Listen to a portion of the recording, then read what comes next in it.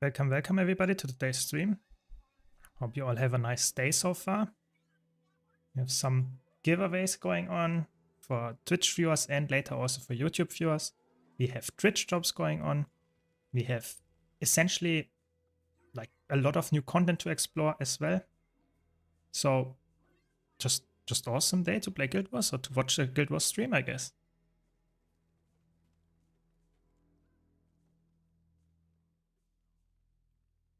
Let me quickly set up everything.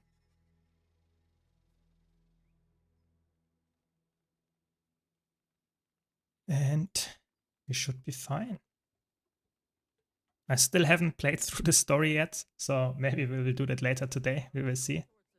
First though, we will do, I guess, the meta event on the new map. I actually quite enjoy it.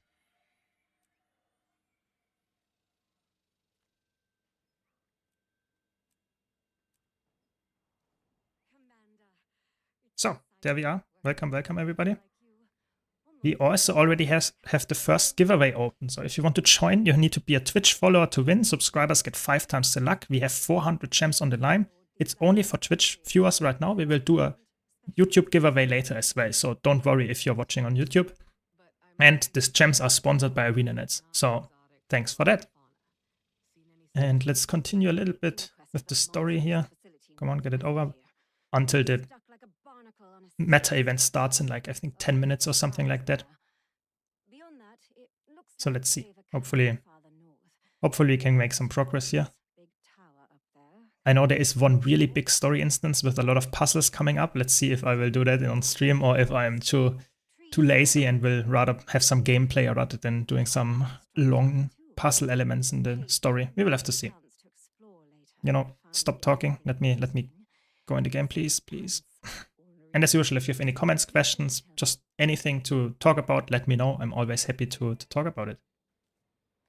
Okay, so we have that one done. There has to be another one somewhere. Where is it? Here. Okay. I really enjoy the new map. I don't know about you, but I really like the new map. I think it's pretty good. Like, it looks nice. It has really, I would say, high density of events so far as I have seen. And it's also, I would say, the meta event pretty good, pretty fun. Yes, it is not perfect. I think it's the criticism that it doesn't have a end boss or like a perfect crazy boss fight at the end. I think that is a fair criticism. But overall, I think it's actually very fun to play. I like it a lot. So now we have the achievement here. How is it called? What? Scout out, okay. And then help in every sector of the garden. Okay.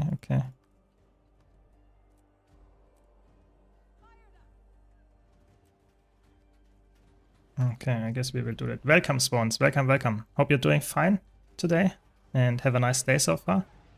Don't forget to enter the giveaway if you're on Twitch. !enter to enter. You have to be a Twitch follower to win. Subscribers get 5 times the luck. We will draw the giveaway winner in like half an hour or so when the meta event is over, I guess. Yeah, I'm doing great. Yeah, I have had a nice day or night of sleep rather, and now I'm like relaxed and have energy to stream. Yeah, exactly. And it's nice that you're doing fine as well. That's good. That's how we like it.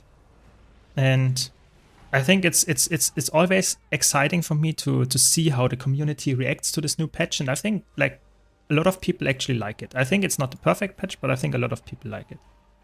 Yeah, I think it's important to always like talk about the positives about a patch as well. I think there are a lot of people complaining about certain things of the patch, but I think overall it's one of the better patches. So that's why I always want to like have some positive attitude here without being overly positive. I think you can criticize the patch for its flaws for sure, but I think if you compare to a lot of other patches that we had, quarterly patches especially, I think it's pretty solid.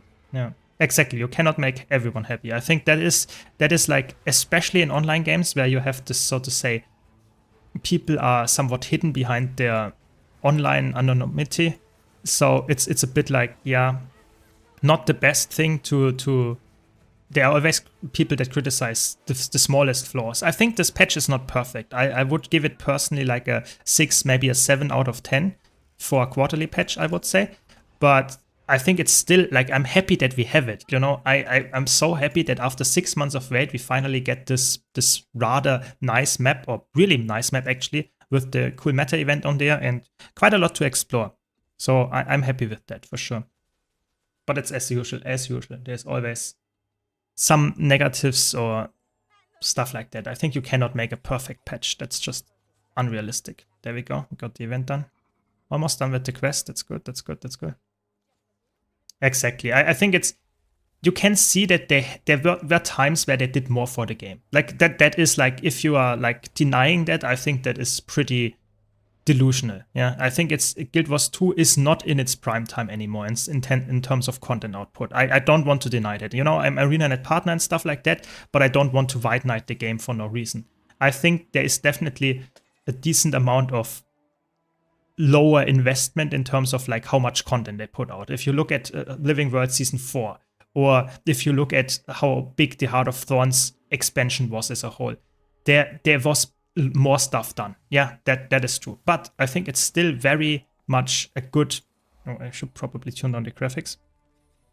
It's still very much alive, and they still develop big or nice chunks of content and nice looking content, I would say. And that is like good enough for me to continue playing the game. And if you're only like, yeah, exactly. If you're only like you and you just played for over a year, then you will probably have like tons to explore. Tons. How do I get in there? Oh, there. Should probably also be ready for getting to the meta event, but okay. Yeah, I think the game is so big. You know, I played the game for, at this point, what is like, I played it for like 12 years or something like that, yeah. 13 years at this point even. And I still haven't explored everything. So for people that say we don't have enough content to play in the game, I think that is very specific and very dependent on your own playstyle. You know, some people just have, how can I say, like a very restricted amount of content that they enjoy. So if you're only into raids, yeah, sure, there is not enough raids for you after a couple of years. That's just because they don't put out enough raids. That's just how it is. But if you play all parts of the game, as I do, I think there is a lot of stuff to explore. And even if you don't play every single piece of it, there's still huge chunks of game and content to enjoy. So I'm happy with that, for sure. As we tune down the music maybe a bit more, bit up, I guess. But yeah, as usual, if you have any other comments, welcome, welcome. Good morning. Yuska, welcome. Hope you all had a nice day so far and have now some fun on stream and maybe playing on the new map as well. Because it is, I think, very nice. It's one of the better maps that we got with the mini expansions for sure, I would say. And welcome, Spotchi. Welcome, welcome. Don't forget, if you want to enter on Twitch, the giveaway, !enter in the Twitch chat. You have to be a Twitch follower to win. Subscribers get 5 times the luck. 400 gems are on the line. We will do it after the meta event is over here. So probably like in 20 minutes, maybe half an hour, something like that. So what do we need? We need some... This is a weird achievement. I think this is a really weird achievement. I don't really like achievements that force you to stop playing the story and do events in the meantime. And then it's quite unlikely that you will actually get all of the events before you complete the story step. I think that's a bit annoying. The other achievement is actually quite fine, to talk to some scouts. That's actually quite fine to me. But the other thing is pretty... I'm not that happy with it. We should probably kill this thing. There we go. Wait, how does that work? I guess I have to get some buff to be able to attack it. Is the new infusion you showcased in your short from the meta event? So the new infusion has 2 drops. It can either be from the meta event or it can be from the mini dungeon. I think I'm currently doing the event chain here in the mini dungeon. So that one can also drop it at the end. So the infusion, how is it called? Like Seer's Transcendence or something? Can you buy it? I think you can. Mode of Seer's Transcendence. It's pretty expensive, not a lot of people dropped it yet. And this one can be completed by the meta event finally, exactly, and from the Chamber of Regret mini dungeon. Yeah, so this mini dungeon that I'm currently doing and this meta that we'll do later has a chance, a very low chance of dropping this. If you're lucky, you get it, yeah. Yeah, this is pretty cool, pretty cool. I always like it if there are some long... Where is it? Some longevity items in there. Sorry, I had to manage the chat. But some longevity items in the new meta events, because even if the gold is not like insanely high, you always go back here if you want to get the chance to create an infusion. And I think the meta event is actually pretty fast paced, which I like a lot, because that leads to like a very... Like you go in, do the meta event, and you have a chance of getting it, and then you go to another one. It's not like half an hour or even longer where you have to do the meta event. At least for now, it's pretty fast. Let's see if it stays like that or if people lose interest at some point. But I think it's definitely, I'm happy with how it plays out. And I think it's nice that there are the mount skin and the infusion. So 2 big ticket items that you can drop here. Yeah. What does it look like? I have a short on my YouTube channel that showcases it. It essentially makes your character... Do you see the things here on the wall? This like rifts or whatever it's called, tears in the reality. This is what happens with your character. It's not like overly crazy. It's not like the whole character looks like that, but you get some smaller... How can I say? Smaller parts of your body becoming like that. Yeah. So I think it's a cool infusion. It's not too overly flashy, but it's interesting. Yeah.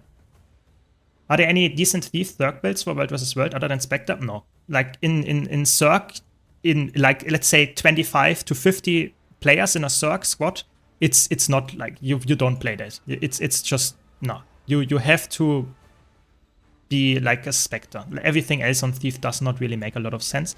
The only exception to this rule is if you're in a small scale, so let's say 15 players or something. Maybe 20, but not more. Then it's really good if you play a Daredevil, for example, with a staff. That has actually surprising amount of cleave damage and good evades and stuff like that. But in a really 50 versus 50, it's like you're trolling.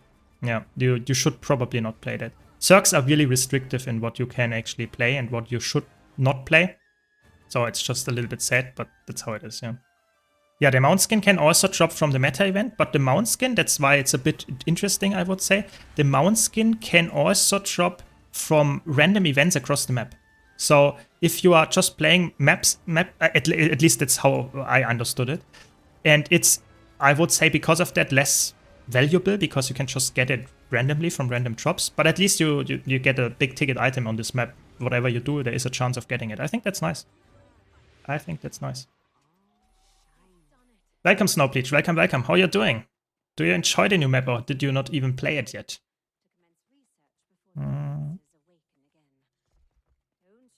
Nice, we did it. Where is the entrance to the cavern at the bottom? I guess I also want to do the meta event. Is there someone doing the meta event?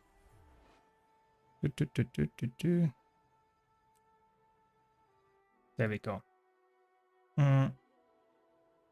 Anything you can think of Guild Wars 2 related? Syrma, I have a video about that.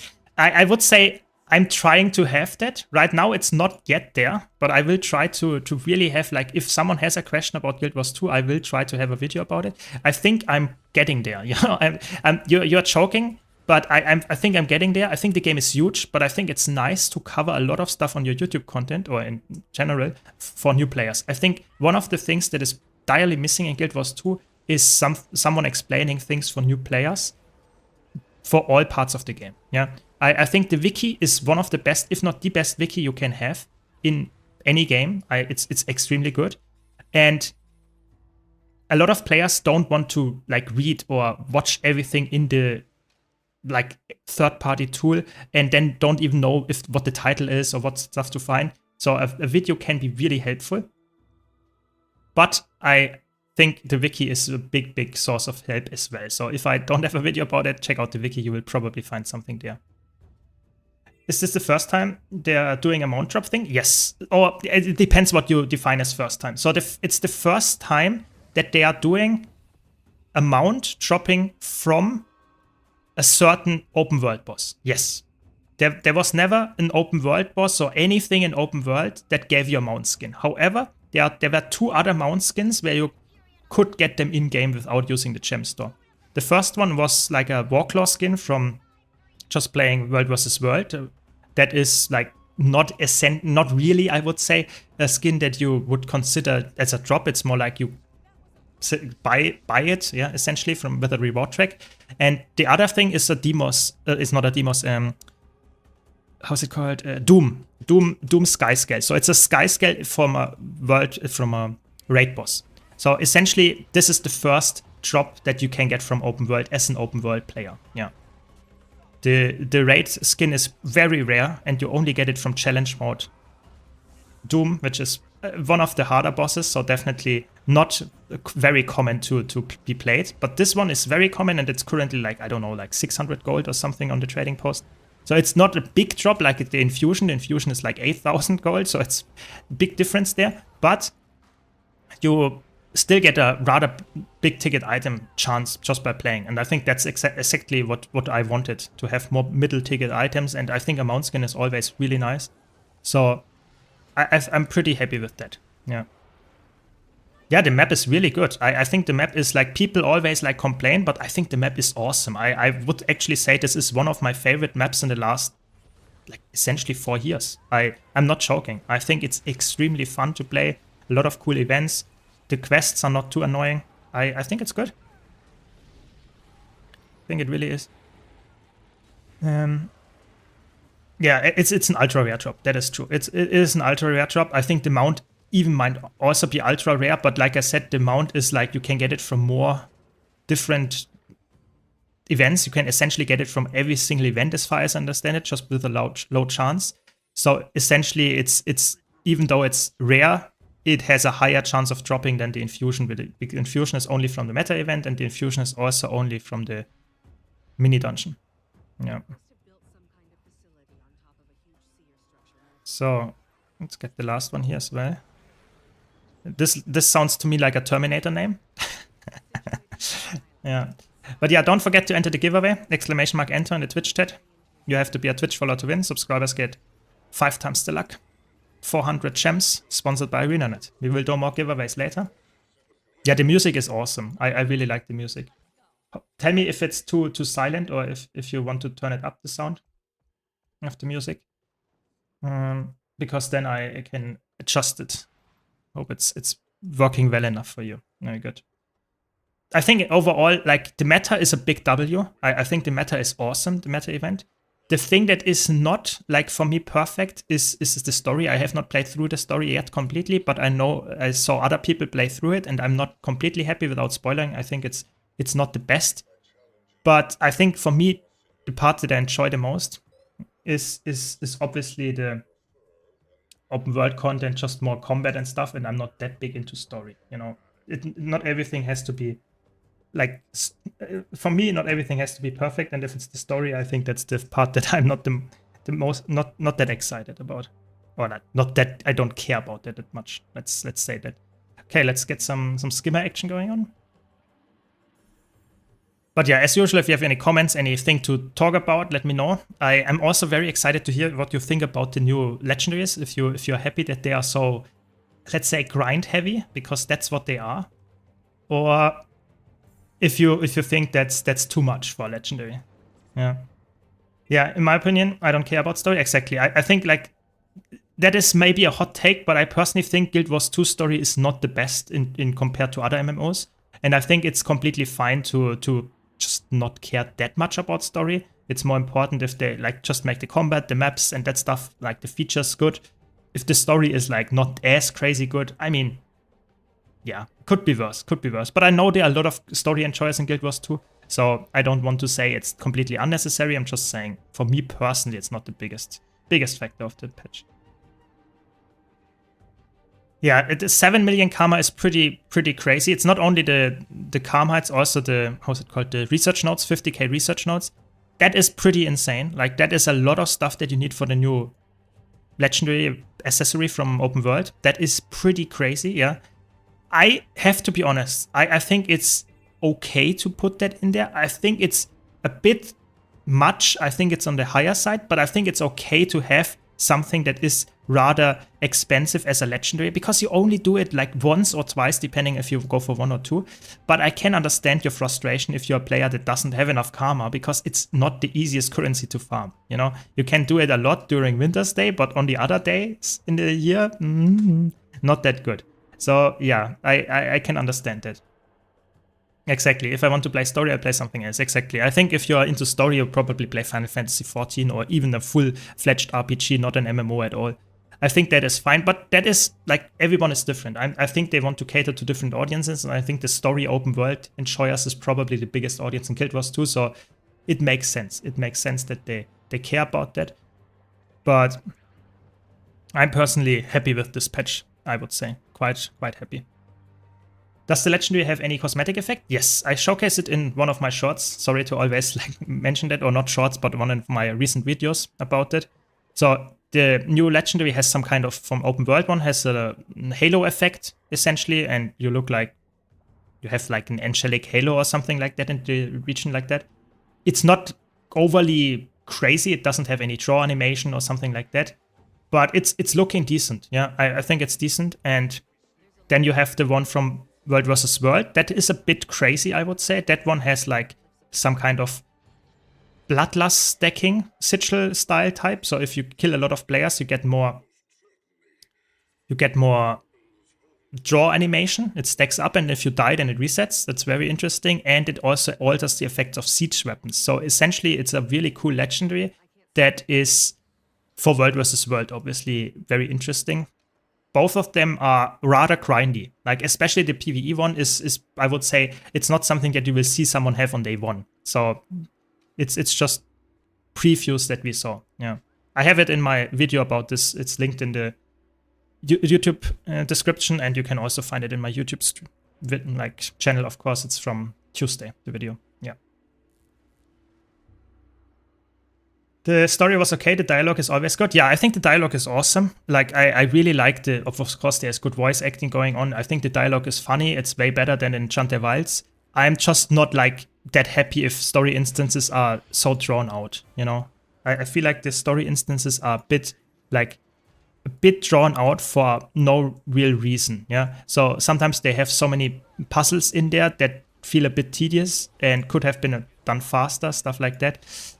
Maybe it's just me, but I think I like to have fast story instances, and if you care about story, you can stay in longer, but you should not be forced to stay forever. Like, it feels like forever in story instances. We will do it later, maybe on stream as well, some more story.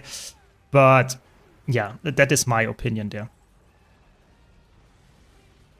Yeah, and the infusion is definitely something new. Yeah, the infusion that you could get from this event here at the end is definitely something new. I'm not sure if I should play a Celestial Healer here. Maybe that's completely overkill. Maybe. I don't know. It's fine. Let's play some different things here on open world streams. Not always the same stuff. Guess I could tune down the sounds a bit. I think it's pretty loud. Say. Nice, we got the event. I think it's really cool that if you do the meta event, essentially you get the one quest done. I think that is, for me, that is cool. I really like that. Do you actually get, that's what I wanted to check. Do you get progress here? Yeah, you get progress even if you don't do it on the same character. That's a smart choice. That's what I like. So here, the one quest that you'd get here is by doing the meta event. And I think that is good, because you have to do this quest if you want to get all the achievement points and all the unlocks from the quest, like essentially 1 month, every single day. And I think it's really good that they decided to make one of the quests essentially do the meta event and you get the quest. I think that is really cool. So you're not forced to do like annoying things that are fun the first maybe 2 times, and then after that it gets very boring very fast. I think that's really good. Yeah. Yeah, but the new update, Yuska, I agree with you. It looks good, and if you have not tried it yet, don't worry. It doesn't go anywhere. You have like over 3 months essentially to play it. Yeah. I have a question. Since I recently got the Secrets of the Obscure expansion, where should I park my character? there are a lot of parking slots everywhere. I wouldn't say that Secrets of the Obscure has really crazy good parking slots for characters. Not sure. I think personally I would put it somewhere like in Inner Nios. So if whenever you spawn in Inner Nios that you can, for example, do the meta there without having to do the whole loop, because you care only about the last part if you're going for the Obsidian legendary armor. So the how's it called? The glots or something of concealed essences or whatever. So you just want to get the end bosses, like those I think are, you don't have to do the whole escort events and stuff like that. That would be my tip, but other than that, like Soto doesn't have any crazy parking slots. Yeah, that's just my tip here. I think I made once a video about the best old parking slots, but I think there are so many. There are like in Heart of Thorns, there are like so many. In Path of Fire, there are so many. Essentially, you have like probably less characters than you have parking slots. For even I do, and I have a lot of characters. I think Guild Wars 2 is just such a big game nowadays that depending on what you want, what you need, you should use your characters or your characters that you don't play that often. Because I would personally say that I switch my characters around from time to time as well, where I park them, because sometimes I need more of this currency, this account bond one, sometimes I need another one, and then swap it around. I think it's, for gold, probably like the Biora Marches chests is probably one of the best to park them, but they are from Biora Marches, so not Soto. Yeah. So, where's the Guardian? There. Yeah, I don't know. I think you don't need a healer here, to be honest. It's not that pressuring. But I guess it's fine. I guess it's fine.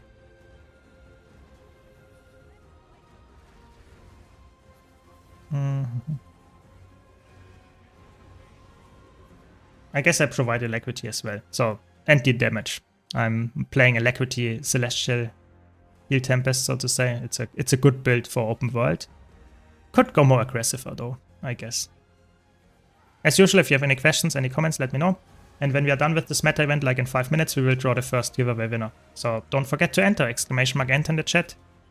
You have to be a Twitch follower to win. Subscribers get 5 times the luck for 400 gems. And for all the YouTube viewers, don't worry, we have more giveaways for YouTube coming up as well later. Very cold for the time of the year at my place. How is it with you?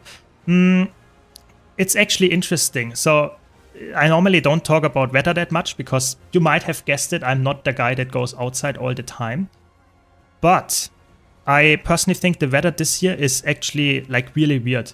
It was for us here, I'm living in Germany, for me the weather was like really warm, like for the last couple of weeks and months. So it was not cold at all. And now the last 2 days it started to rain a bit. But other than that, I'm actually pretty happy with it. Like having warm weather is always quite nice if it's not too cold. But I'm a bit frightened, you know. For me, it's like I'm a typical German. If it gets too hot, you know, then I don't really like it. You know, I'm just the thing is like streaming and stuff is really fun in winter. But as for me, you know, when I'm sitting here with my green screen and my headset on and stuff, it gets really warm, even in winter, yeah? And then if it's in summer and it has 30+ degrees outside, then I'm getting like sweaty just by thinking about it. So I really don't look forward to the next, so to say, update, which is probably end of August, early September, where it might be crazy hot and I might be like really sad, yeah, and sweaty all the time, yeah. Yeah, exactly, Morphy, exactly. That's it. Do the Germans have today off as well? So I think it depends in which part of Germany you live. I'm not completely sure if all the Germans have a day off. You see, I don't even know. But I think most of them do, yes. Yeah. Welcome, Wiz. Welcome, welcome. AC is a great investment for gaming. Yeah, that is actually worth considering for sure. Worth considering for sure. Because don't forget, you know, if you have like the green screen behind you, you're always in some kind of like somewhat closed environment. It's not as big as your whole room. And then you have your PC probably also somewhere there. And if you stream, if you have the game running, if you have other things running, it definitely can lead to more heat generation. So it's definitely an AC is a smart choice, even for someone that lives in like not like Spain or not in like Florida. Yeah, I think it makes sense. Yeah. Found an easy way to make gold right now. Obsidian ports for 10 gold. Really, people do that. People, holy shit. Yeah, I mean, I just did it like a couple of hours ago, I think. I did the obsidian jumping puzzle, which you have to do once, for, or at least part of it. You have to do it for the Strife unending. And it's obviously, you know, it's a world versus world map that you have to do, so you could get killed there from other players. It's actually pretty crazy that people pay 10 gold for getting ported there. I mean, it's good for you if that works out. Yeah. If some state doesn't have it off, it's mostly like in East Germany, it's more Protestant there. That makes sense, yeah. I don't know about all the public holidays. We have so many in Germany, I just keep losing track of which ones they are for and which ones are not. So, yeah.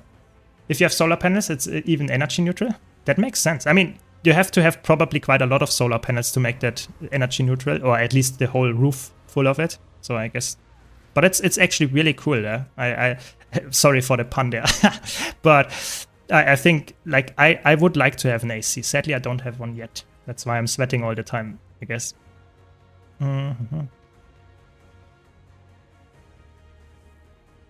Everyone has a day off. Every single one. Every single one. I guess then that's good. That's good. That's how we like it. That's why we have so many players in Guild Wars right now, I guess. What do we do next? Chains. Okay. Europe is the fastest warming continent? Yeah, I heard that as well. Not a good message to have, I would say. Not a good message to hear, for sure. Yeah, I mean, it makes sense with that you do it on a Mesmer. Other than that, it would not really, like, you could portal on a Thief, but Mesmer portaling, you can do 20 at once, you know? That's big brain. You can portal 20 people with your one Mesmer portal. That is 200 gold with one port if you have enough people. There we go. No infusion, though. But so you see, you can get the mode of Seat's Transcendence, you get the Raptor mount, and you have some other skins that you can get, but like nothing crazy. I would say this event is like from gold gain, like pretty mediocre. It's not like insane. But we get a Hero's Choice chest? Yes, finally. Does it have... No, it's exactly the same. This one was fixed. There was a bug that this didn't drop here, but now it dropped, and you have it because it's bug fixed. But it's essentially, it doesn't give you the new currency, so it's like, what? It doesn't really matter. Like, it gives you just the... So you can farm this meta event to get the currency for the other maps, which is a little bit interesting, but other than that, it's not really that exciting. Sell the chunk. Clean up some stuff. Very good.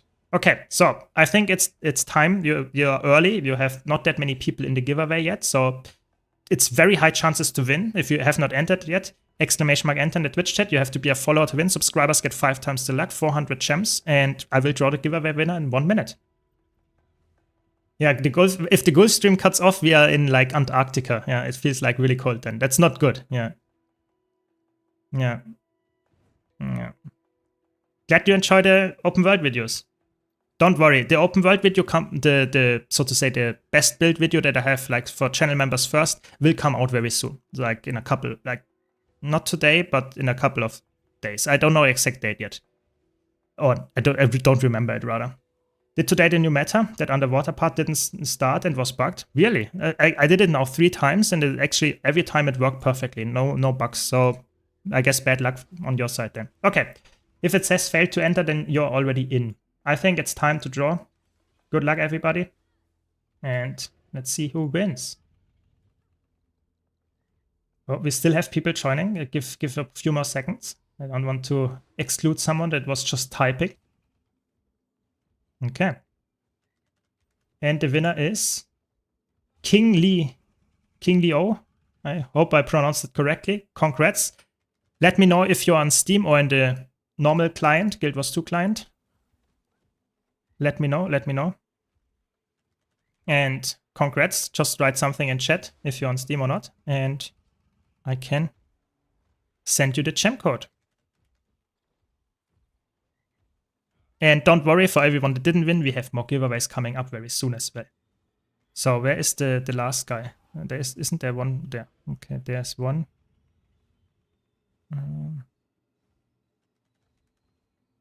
If you are here, King Lee O, sorry for butchering your name, I guess. But if you're here, please let me know if you're on Steam or if you're on normal launcher. And then I can send you the gem code. If not, I will give you a couple, like a minute or so, couple of seconds. If not, we have to re-roll. That's how it works. Yeah, I mean, it's Twitch jobs, yeah. I did stream yesterday as well, and it was actually quite active in chat. So I think it's not only lurkers. I think, yeah, you're right, there are a lot of lurkers, but I think if you're participating in a giveaway, you should at least listening. Otherwise, you might just miss your 400 gems. That's just how it is. Do you actually need Visions of Eternity for the new World vs. World Legendary? No, I think you don't need it. I think the Visions of Eternity stuff is only to the open world meta and stuff like that. I think the World vs. World one, I'm pretty sure, is not requiring Visions of Eternity. I think it's a core. What? Is it like a core, or is it like you need to have any expansion and you get it? Or you can get it? Pretty sure it's definitely not bound to Visions of Eternity, though. Yeah, I mean, if you're not here, King Leo, I will just... Ah, there you are. Very good, you made it. I was just about to reroll. Let me know if you're on Steam or if you're on the normal launcher. That is important. Yeah, I guess if the wiki says it's required, maybe it's locked behind Visions of Eternity, maybe. But it's probably then an artificial lock. It's not something like you have to do the meta event or something that is obviously on the map. In World vs. World, there is nothing that locks you out from doing the stuff. I think it might be wrong, the wiki, but it might also be something that is. Yeah. Nice. That's fine. You're here now. You're here now, Kingly. Are you on the Steam client or are you on the normal client? That's important because otherwise you cannot get the gem code to work. That is Steam. Okay. Then let me know your account name and then I will send you gold instead. Because that's just sadly, Steam players cannot use or redeem codes in their client. I don't know why. That's just how it is. So I will send you gold instead. That's how it works.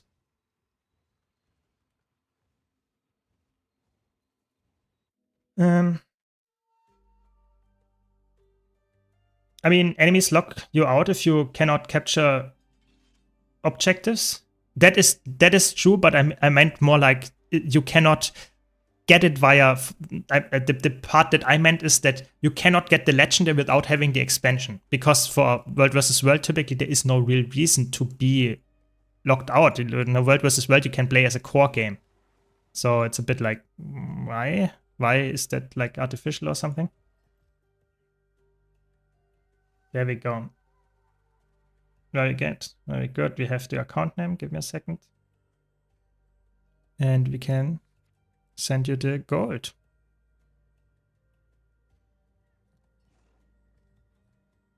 Congrats. And we can open the next one. Give me a second.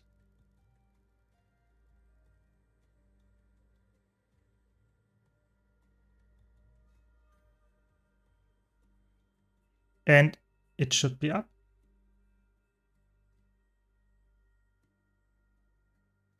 I think it's up, yeah.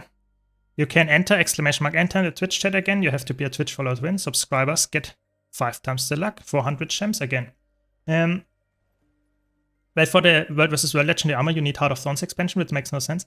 I think they just want, you know, the thing is, essentially in open world and the raid legendary armor and that kind of stuff, every single piece of the armors or weapons or anything needs some kind of expansion. You know, only the core weapons are the only thing that are not like bound to expansions. And I think it makes sense. They want to sell the expansions, you know. That's the whole idea of why they are doing it. They want to sell expansions, and if you bind legendaries behind it, people will buy the expansions to get the legendaries. I think it's artificial to just make money.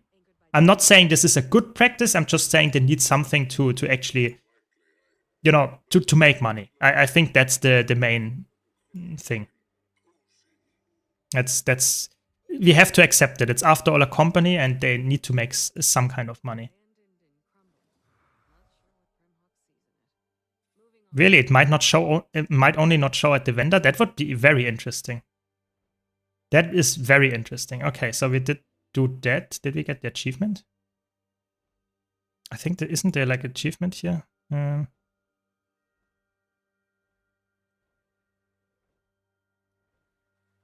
What was the achievement? I don't know. It should be within your grasp there.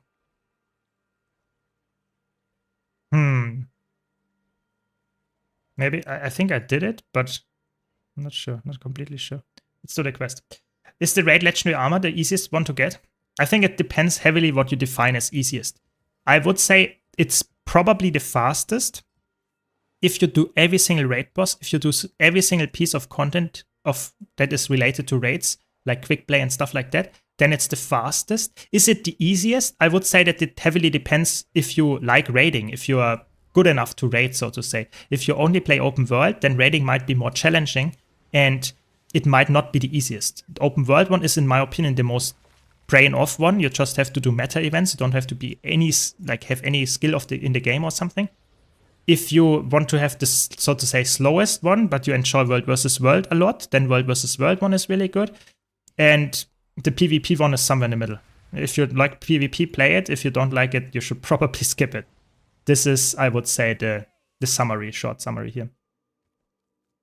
When is the new version of the Only Way updated Power Reaper build video coming out? New version, the Only Way updated Power Reaper build guide.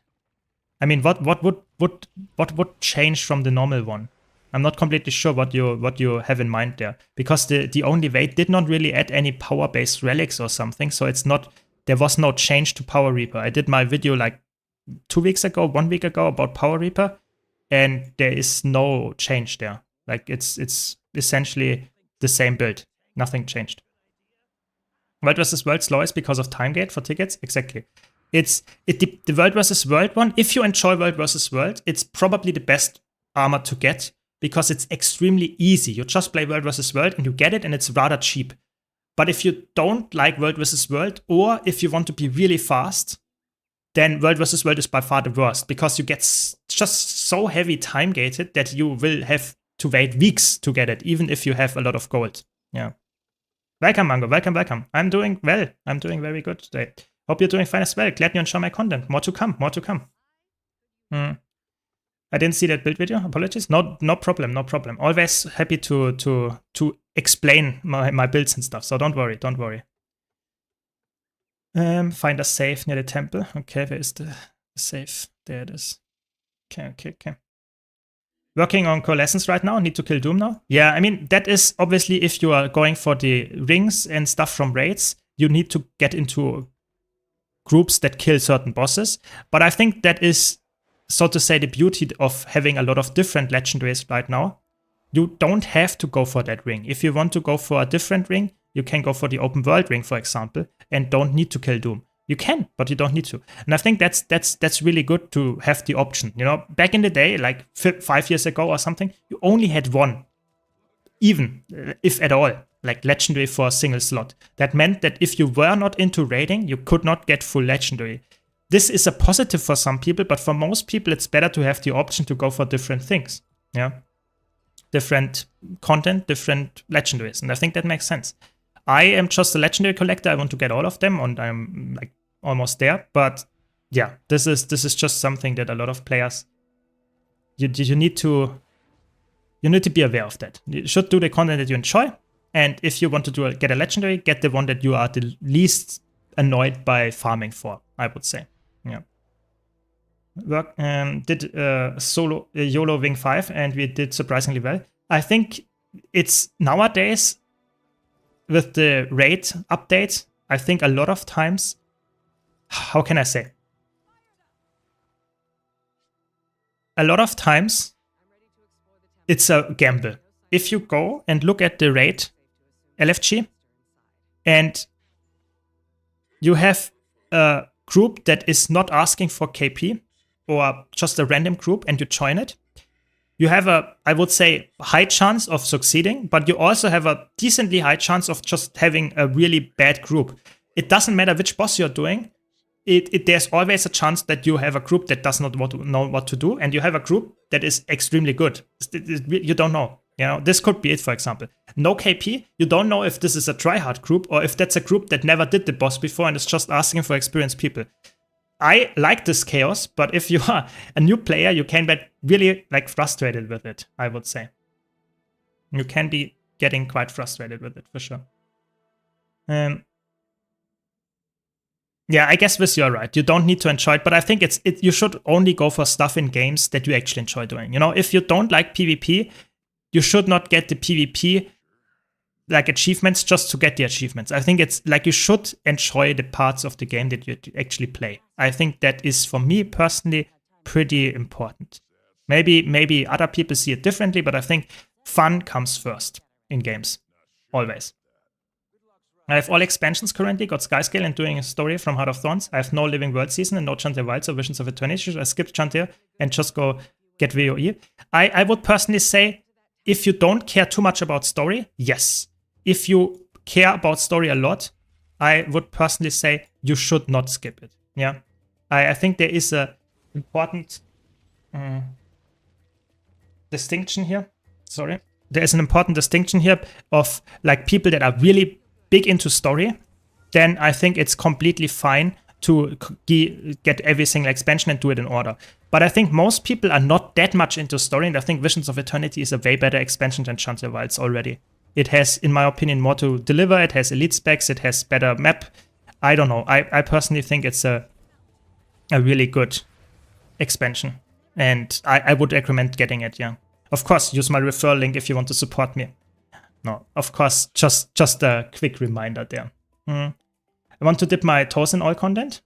That makes sense. I think that is a really good mindset to have, Snowbleach, but I think not everybody has that. Yeah, so that is completely fine. I don't want to judge people that say raiding is not for me. And I think it's good that they have now the option to get all legendaries as well, because the game is after all somewhat of a casual game. It's not for players that are extremely tryhard, or it's not only for players that are extremely tryhard.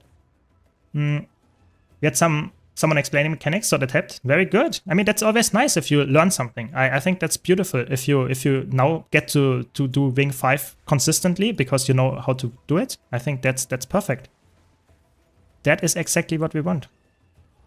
More players getting into raids, more players getting on certain endgame content. That's good. Yeah, I think if you play with the new matchups, you always get, like, essentially if you get the gold chest in World vs. World, you get actually 100 tickets more, even if you're the last placed team. I think that's pretty cool. So you get essentially now way faster, not way faster, but quite a bit faster of the legendary armor and stuff like that, what you're going for, because you get 100 more tickets per week, which is pretty significant, I would say. Yeah.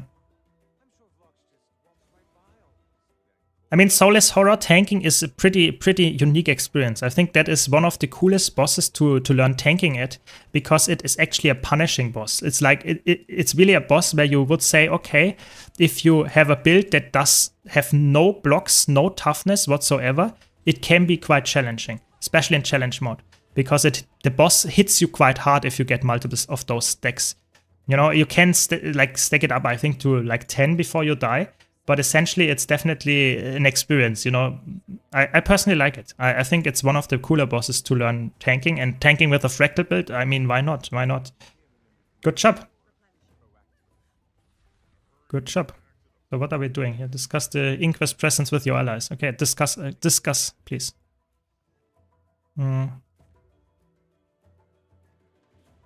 Thanks a lot, Buddha. Really appreciate it. Thanks a lot for the Tier 1. Hope you're enjoying the stream. You have now a higher chances at winning the giveaway if you are entered. And if you have not entered yet, do so, because you really want to get the gems, I guess. Which class would you recommend for solo open world content? I've just started playing again after years. So, the short answer is any class works. There is not a single class that is bad. I'm not joking. Any class works. I have a video that tier lists every single like class elite spec that there is in terms of solo open world content where they are really good.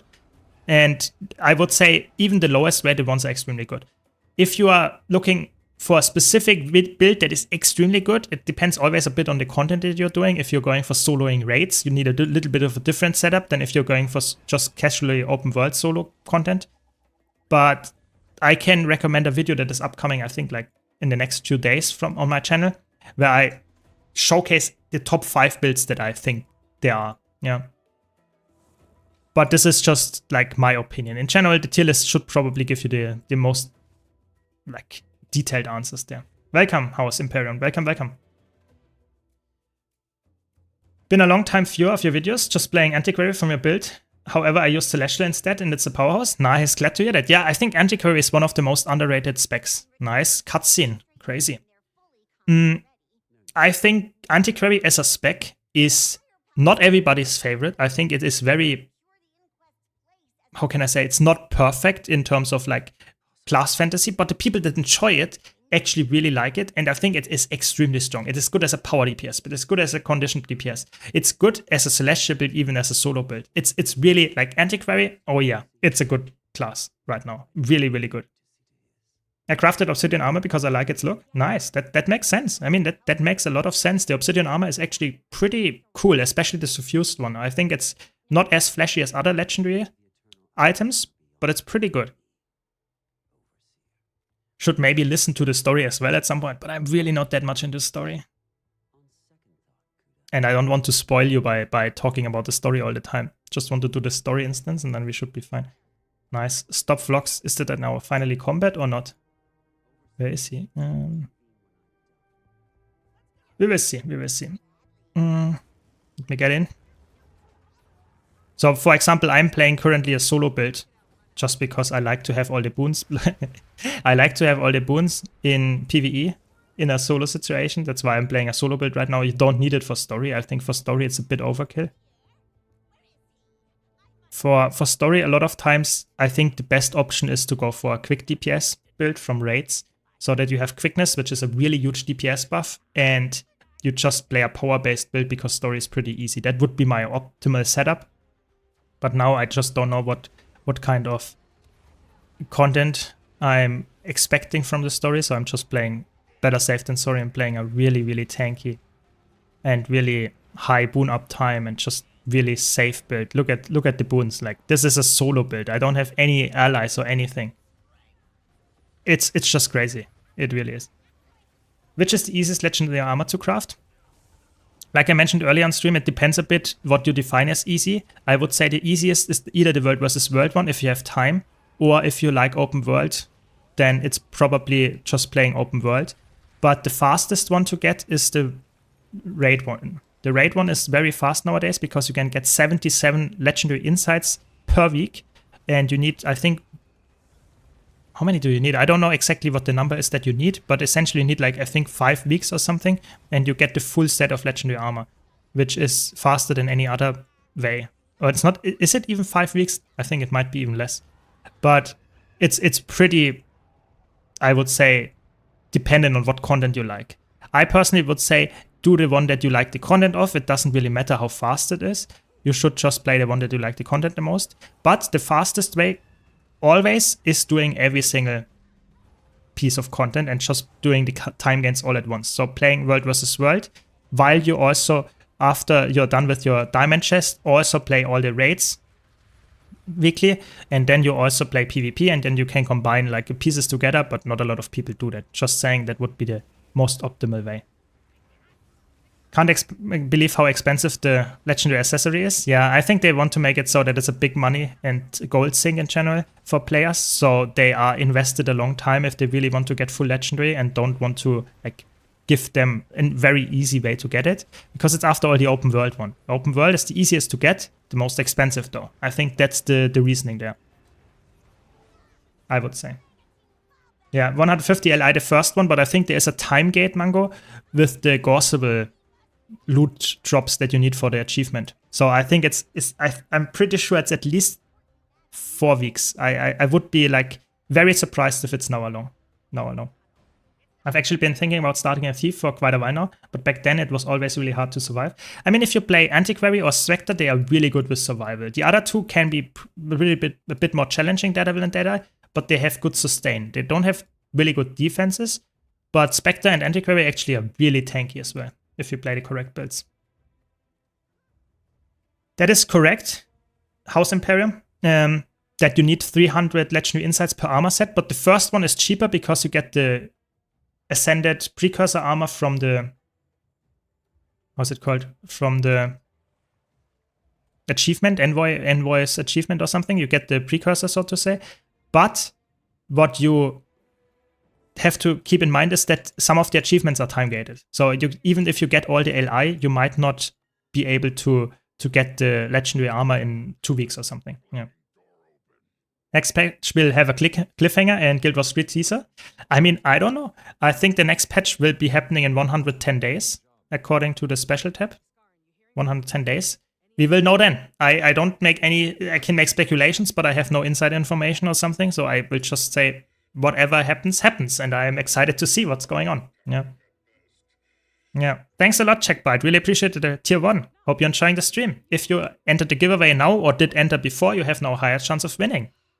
Exclamation mark enter in the Twitch chat. Yeah, I'm convinced. Maybe. I'm not saying anything against it, you know. Snowbleach, I think you are onto something. I think the patch is suspiciously close to ending with like the roadmap, and we don't have any information what's coming after. There could be a big teaser. They have the build up for sure. They have the build up. Nice, let's go. Hype train. Let's continue. Very good. Good completed hype train. I like it. Good job, everyone. Thanks for the support. But yeah, what can I say? I personally think that you can speculate a lot about what's going on, but until there is any official confirmation, we don't know what's actually happening. And what do we do? Just talking all the time, okay.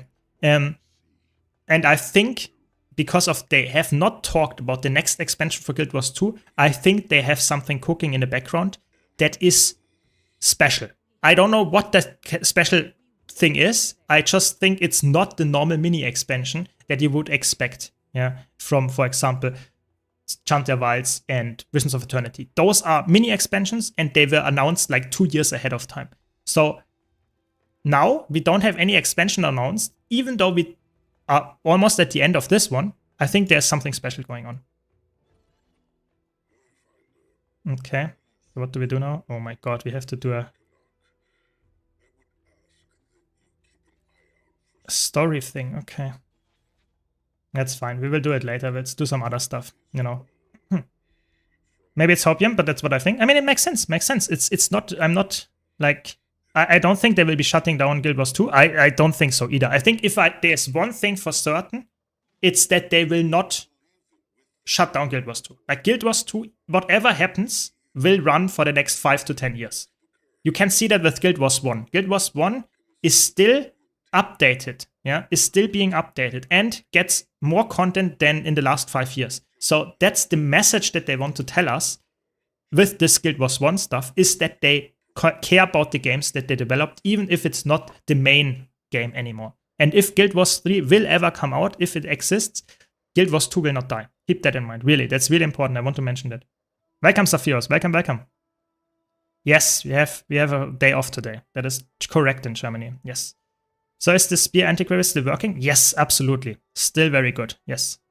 I've heard Spear on Thief is good for sustain, but I've not tried it yet. So Spear on Thief is extremely good for sustain because it has one attack. I can showcase this. Give me a second. It has one attack that is essentially healing you to full life. Yeah.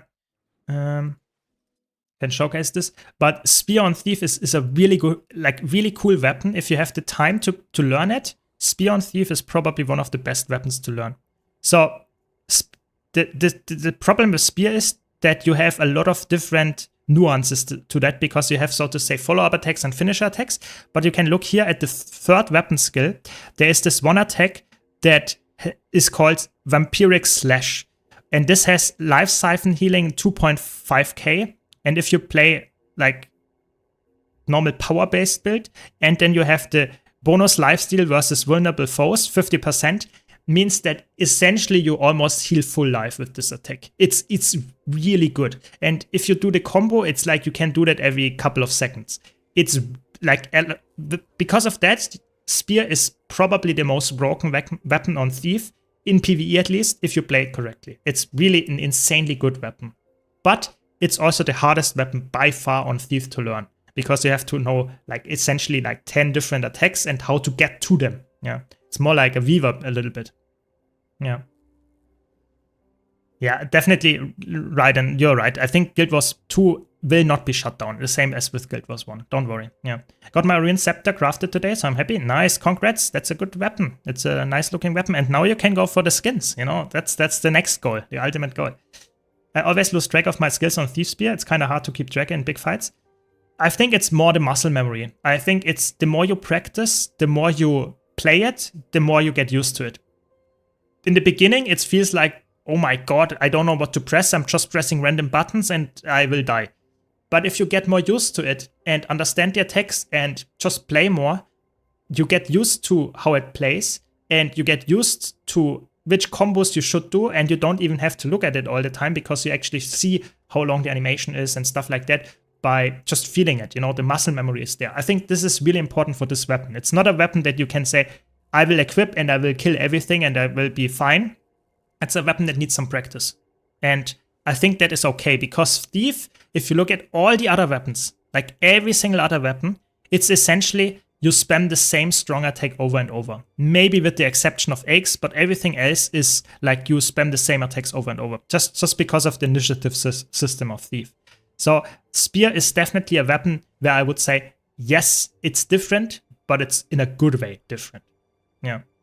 It's like a combo system, exactly. It's a combo system, but essentially only for like 2 attacks, 2.5 attacks. The 4th attack can also be somewhat of a finisher. So you have like 2 follow attacks. You have a lead attack, follow-up attack, and a finisher attack. And if you combo them, you get different attacks. That is essentially it. Yeah, it's a combo system that you know from a lot of other MMOs. And I think Guild Wars 1 also had that, as far as I know. But it's something that we don't have at all, except on Spear in Guild Wars 2 for Thief. Nothing else has this combo system.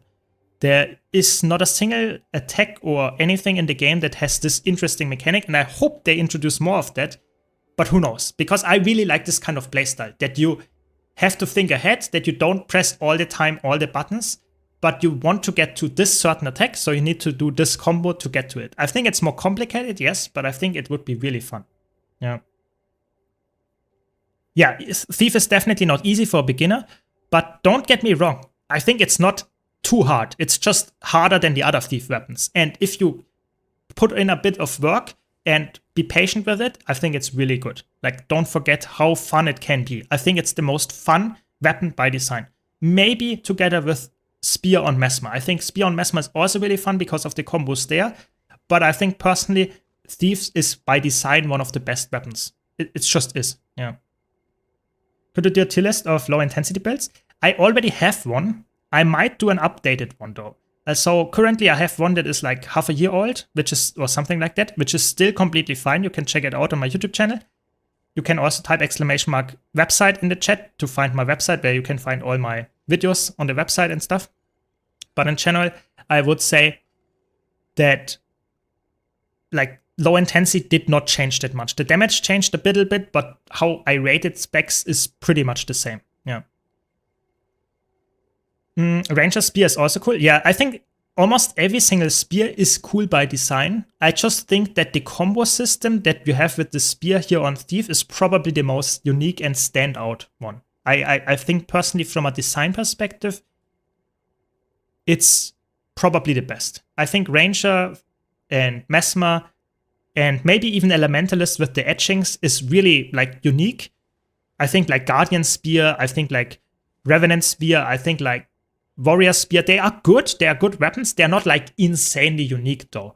I think it's more like that Spear on Thief is like completely different. Like there's no weapon that is even getting remotely close to that. Yeah. Which is like, I think a good design. Warrior, I'm not saying the other, don't get me wrong here. I'm not saying that the other spears are bad. I think all of the spears are really good. That's by design. They want to sell the expansion. Just saying this is the spear that has the most design uniqueness, and I would say because of that, really crazy fun gameplay loops, because it's just so unique. Yeah. Yeah. Why is my Arc DPS see through now? So Arc DPS got an update a couple of days ago, before the patch actually dropped, and it had some, so to say, I would say reset, some soft reset of your settings. So you have to now reload and change some of the fonts and stuff back. There is like in the official ArcDPS Discord. You can check it out, and then you will find the easiest solution to get it done. But in general, it's like you have to reinstall some of the old add-ons for the add-on, sadly. Yeah. But what can you do? That's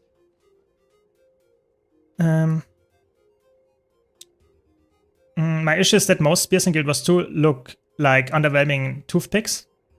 I mean, I'm not really a fashion guy, so I cannot tell you what the best spear skins are and why they are bad and which ones are good. But I think like spears, I think spears might be the weapons that I have the least of from the skins. I have no clue which ones are looking good. Like, I really don't know. I use just the ones that fit the character, I guess. I think the most missing thing for spears for me is that there are no arena skins, you know? It would be so nice to have, for example, what is a good example here? Let's say, I don't know, let's go for swords. And then let's say you have this sword weapon as a spear. Like, why not add just all the spear skins, because you can now use it on land, using like having all the weapons, you know, Kralkatorrik, Primordus, Scythan, Mortemorph, all of those skins as a spear as well. That would be going crazy. People would be like insanely getting that, because spear is such a popular weapon. It's actually a missed opportunity for me. I'm not saying that it's not gonna happen. I'm just saying it seems unlikely at this point. I would love to have it though. Yeah. What do you think the ultimate channelist class is? For every game mode, for every single piece of content, I think it's either Guardian or Mesmer. Those two are insanely good at channelizing. And the close third place is probably Elementalist. Those three classes are, I would say, on top of that, because they can fill every single role in every single game mode very well. I think Mesmer is probably the best right now from the meta, but Guardian is always a good one as well. That's my tip there. My analysis there, Grey Warden rather. What is your favorite arena weapon? As a whole, I think the swords look probably the best to me. I think that if I have to decide for one skin, it's probably the Chormek. The Chormek variant. I really like the Chormek skin. Like, it's a basic icy skin, and I think it's not overly flashy, but it is just looking good. I think that would be my top pick. Personally, I think a lot of the Primordus ones are too lava heavy, too red. I don't like the So1 weapons, most of them. I think this is for me the most, like, sorry for the pun, but it's the coolest looking weapon without being too flashy. I think that is my top pick, I would say. Yeah. When going for Legendary Armor, you said you should do every content while waiting for the gated stuff, but I'm struggling to even choose something. What's the best content to focus on if I don't know what to focus on? So, you know, if you don't know what to focus on, I would say do the weekly raids. So do the raid encounters that you can do. And when you're done with that, play some World versus World or PvP or Open World, or play all of them. You know, the best possible way would be to play, like, let's say 2 PvP matches a day, play all the open world from Soto every single day, meta events, play all weekly raid encounters that you can get done, and then when you still have time, play World versus World. Then you would get every single time gate that you have for the Obsidian and for the Legendary Raid Armor and all of them done in one, so to say, day, week, whatever, and you will be able to get them as fast as possible. Is that realistic? Not a lot of players do that, but you could. Yeah. The Mortemorph variants are also, I would say, if I had to choose one variant, I would go for the Mortemorph one. I think the Mortemorph one are actually the most nicest looking skins overall.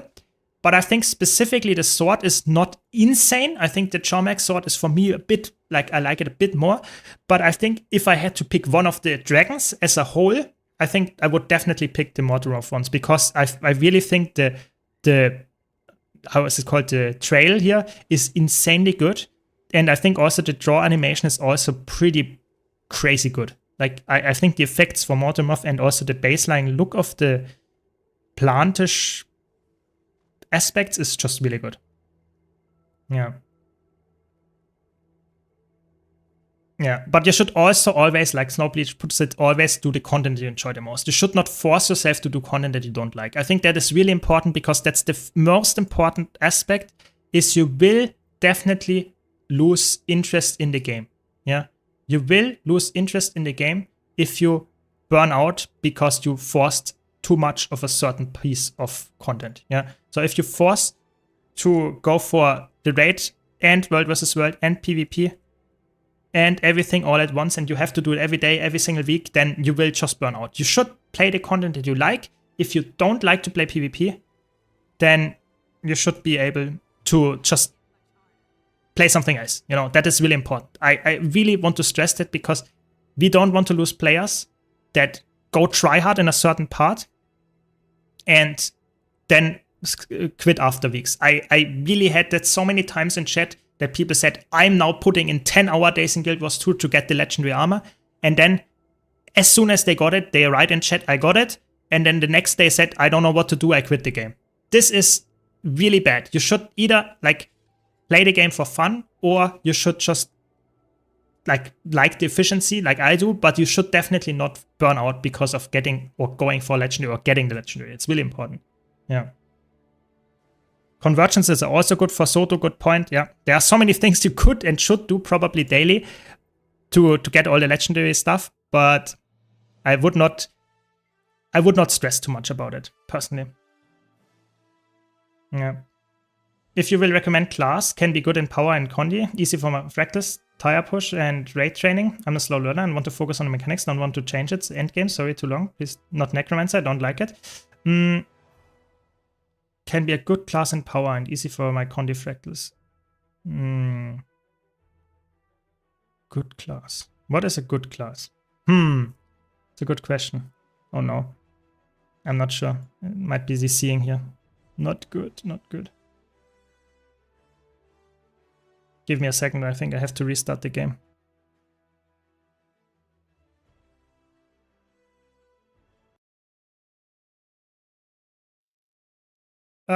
Sometimes that happens. Not often. It was the first time.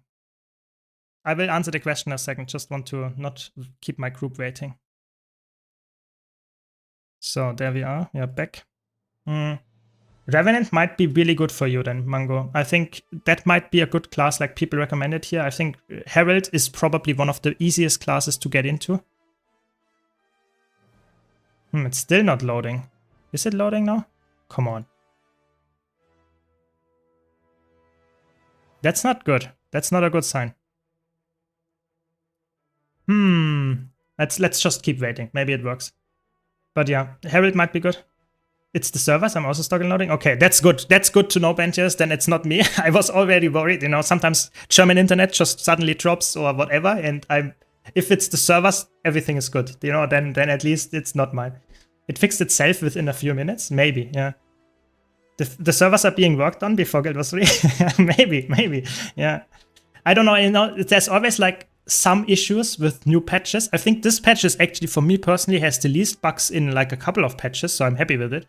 This is the first time that I'm actually, yeah, okay, it now stops working, okay. Yo, then I will be back. Give me a second. Maybe hopefully they fix it soon. I don't know. Would be very annoying if I cannot continue.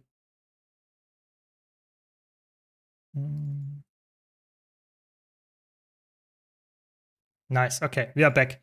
We are back. Yeah, loaded for me now as well. It just kicked me and then it worked. Yeah, I don't know what the issue was. So I'm quick DPS. Always double checking. Yep. There we go.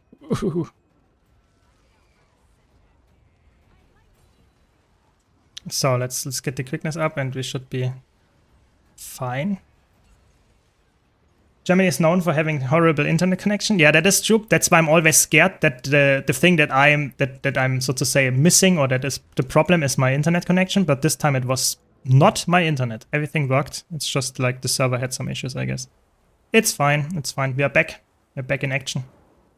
Just a bit sad. I don't want to keep my groups waiting just because of me. But it's fine. We got it.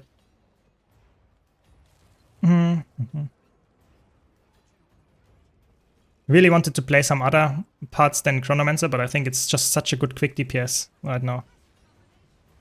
I'm living right in a big city, and I do have at least 5 days no internet per month. That's crazy. It's so insane that this happens. You know, you would imagine that like Germany, US, and like the normal countries that you would expect, the first world countries that people get to know as the rich countries, so to say, that we have good internet. But it's actually crazy that we don't. At least in Germany, we don't. It's really sad. Really, really sad.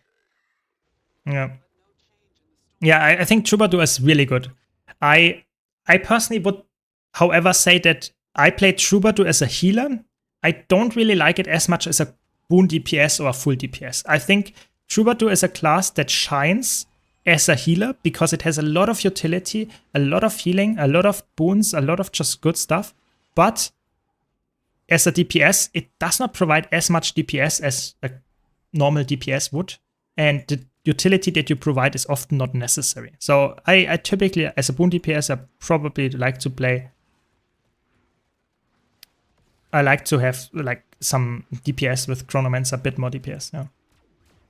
Exactly, Bentius, exactly. Yeah, I mean, it's really like I would not judge the internet connection of countries. I don't know how like well developed a country has to be to have a good internet connection. I think it does not really matter. I think that's not correlated at all. You know, maybe you're right, Euromate, and Romania is the best in Europe. Could be. Yeah, I have no clue. Yeah, you can run like Troubadour as a quick DPS, and it's good. Don't get me wrong; it's actually pretty good. I'm just not the biggest fan of it personally. I think it's not my type of like playstyle. I would rather have something that is like I don't know, just Chronomancer feels better for me. I think Troubadour is good as a healer. I think it fits well. What's going on? Yeah, Netherlands is also very good. Yeah, Netherlands in general has really good things. You know, I think they have a lot of like good like stuff from the government. Do we get some stability? No, we don't. But we got a stun break at least. That's good. So, have not played Chronomancer in a long time, actually, I have to be honest. Note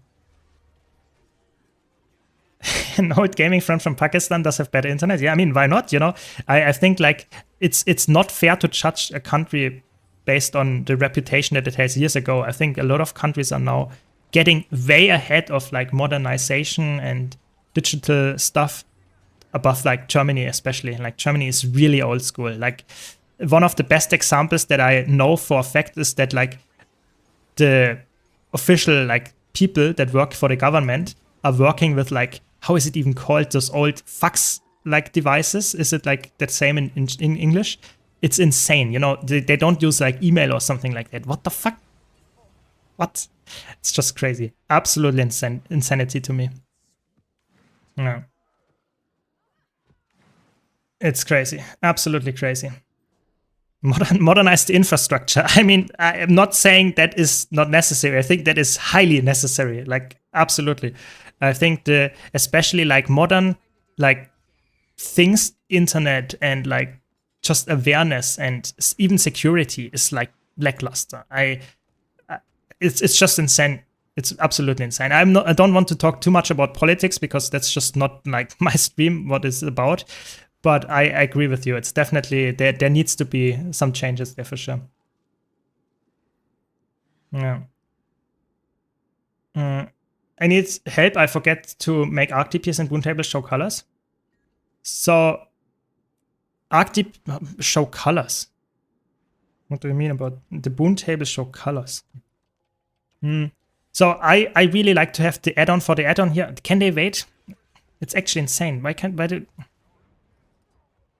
the boon table add-on here is, I think, better than the arc DPS baseline thing, because I think the arc DPS baseline boon table is pretty like bad to look at. It does not really have the information very clearly displayed. I would rather like go for this one, and then you have automatically the colors set up in like green and orange and stuff, depending on if you made it or not, like high uptime and stuff. The colors for the characters you can change.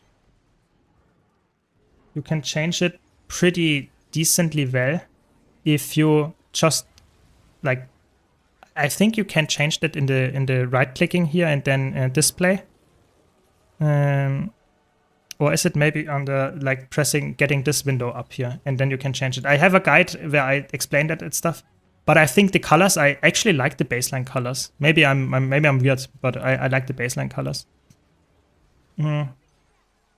Barely use cash anymore? Yeah, me neither. Like I always use like credit card and stuff. Why would I use cash? It's like, it's so old school. Yeah. In Croatia, doctors don't send each other your files by email. You always have to bring them everything by hand. Really outdated. That is luckily not the case in Germany anymore, but that could have been coming from Germany as well. I'm not joking. How did like 6 people die here? What? Was there any damage coming in? I did not even get it. What? That's actually crazy. Maybe we should resurrect them. What is going on? Hard boss. I think it's faster to kill actually than to rest 6 people, but okay. My boon thing does not look like yours after the update. Yeah, I think the boon thing that I have here is like an add-on. It's so to say an add-on for the add-on, and I can highly recommend it. It's in my opinion way better than the other one that you had, like that you get baseline. I think that is just really bad. The baseline one is, I think, very confusing. I would not use the baseline DPS boon uptime thing. This is better. Frania CM, yeah, please. That I don't know why. I actually have no clue to what attack 6 people died.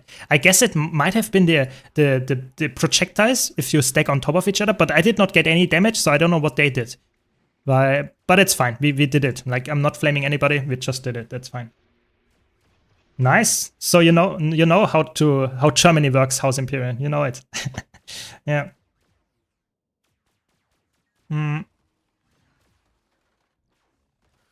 Yeah, I don't know. I think like in Germany, we definitely need more modernization going on in general, like especially when it comes to like the government people working. Like this is the working is just lackluster. Like I often have to deal with them because of like taxes and stuff. It's horrible. It really is. Like you get letters all the time. You know, you cannot get stuff via mail. You have to get letters. It's like, what? Why do I have to wait for a letter to get a number instead of sending it via mail or something? It's just insane. Absolutely insane. Sometimes when he goes back to normal save, there is a big damage wave. Yeah, that is true, but I don't know why I did not get any damage from it then. So that is the confusing part for me. Maybe I just dodged it, or maybe I even had distortion up at that time. Either way, we did it. I don't want to like talk about it too long because, come on, it's Freyner, you know, you can actually solo this boss. It's not a big problem. Yeah. Yeah, it's really interesting that you don't even. I did this boss so many times, and I still don't know all of the intricacies or bugs or whatever you would call it, because they are like, those bosses they're dying so fast. Sometimes you don't see all of their attacks. The same as with Cairn, for example. Cairn has this like donut attack that no one ever sees because the damage uptime is so like, you don't have to have crazy damage to actually get to this, or like to skip it rather. So it's maybe the same for Freyner as well. I don't know. Have you completed Zero's Legendary mode? No, I don't. I would like to try it if I had a group for it, but I just don't have the time actually to grind it too much. It's weird, you know? You would consider me as someone that actually likes to play tryhard, because I like to play like crazy builds. I like to like get the benchmarks and stuff. But when it comes to crazy hardcore endgame PvE, I often don't have the time to practice it, to get good enough to actually kill the certain legendary challenge modes and stuff like that. I might want to try it in the future, but it's just such a time commitment to find not only a group, but also train with the group, that I'm just not completely sure if I will ever do that. You know, I just don't care that much about the title or the challenge itself to actually do it. I would rather do more Guild Wars content, like on YouTube and stream and stuff like that, personally. Yeah. Hope that makes sense. Remember in London, a lot of houses had problems with fungus, mold, even rats. Oh my god. I mean, that's a problem that can happen. It doesn't sound like nice, but I think that is like in cities. Not that uncommon. Not that uncommon. Sadly. But it would be a big... You would be very scared if you like go to the toilet and then... and then there are some rats coming out of your toilet. You would be pretty scared about it, I have to be honest. Yeah, good point, by the way. If there's still a giveaway going on, yeah, don't forget to enter. ! Enter in the Twitch chat. You have been a follower to win. Subscribers get 5 times the luck. 400 gems are on the line. Sponsored by ArenaNet. We will draw the giveaway winner after I'm done with this run of the IBS 5 and Dragonstorm, I think. I'm not sure. Let's check. I think it was Dragonstorm as well.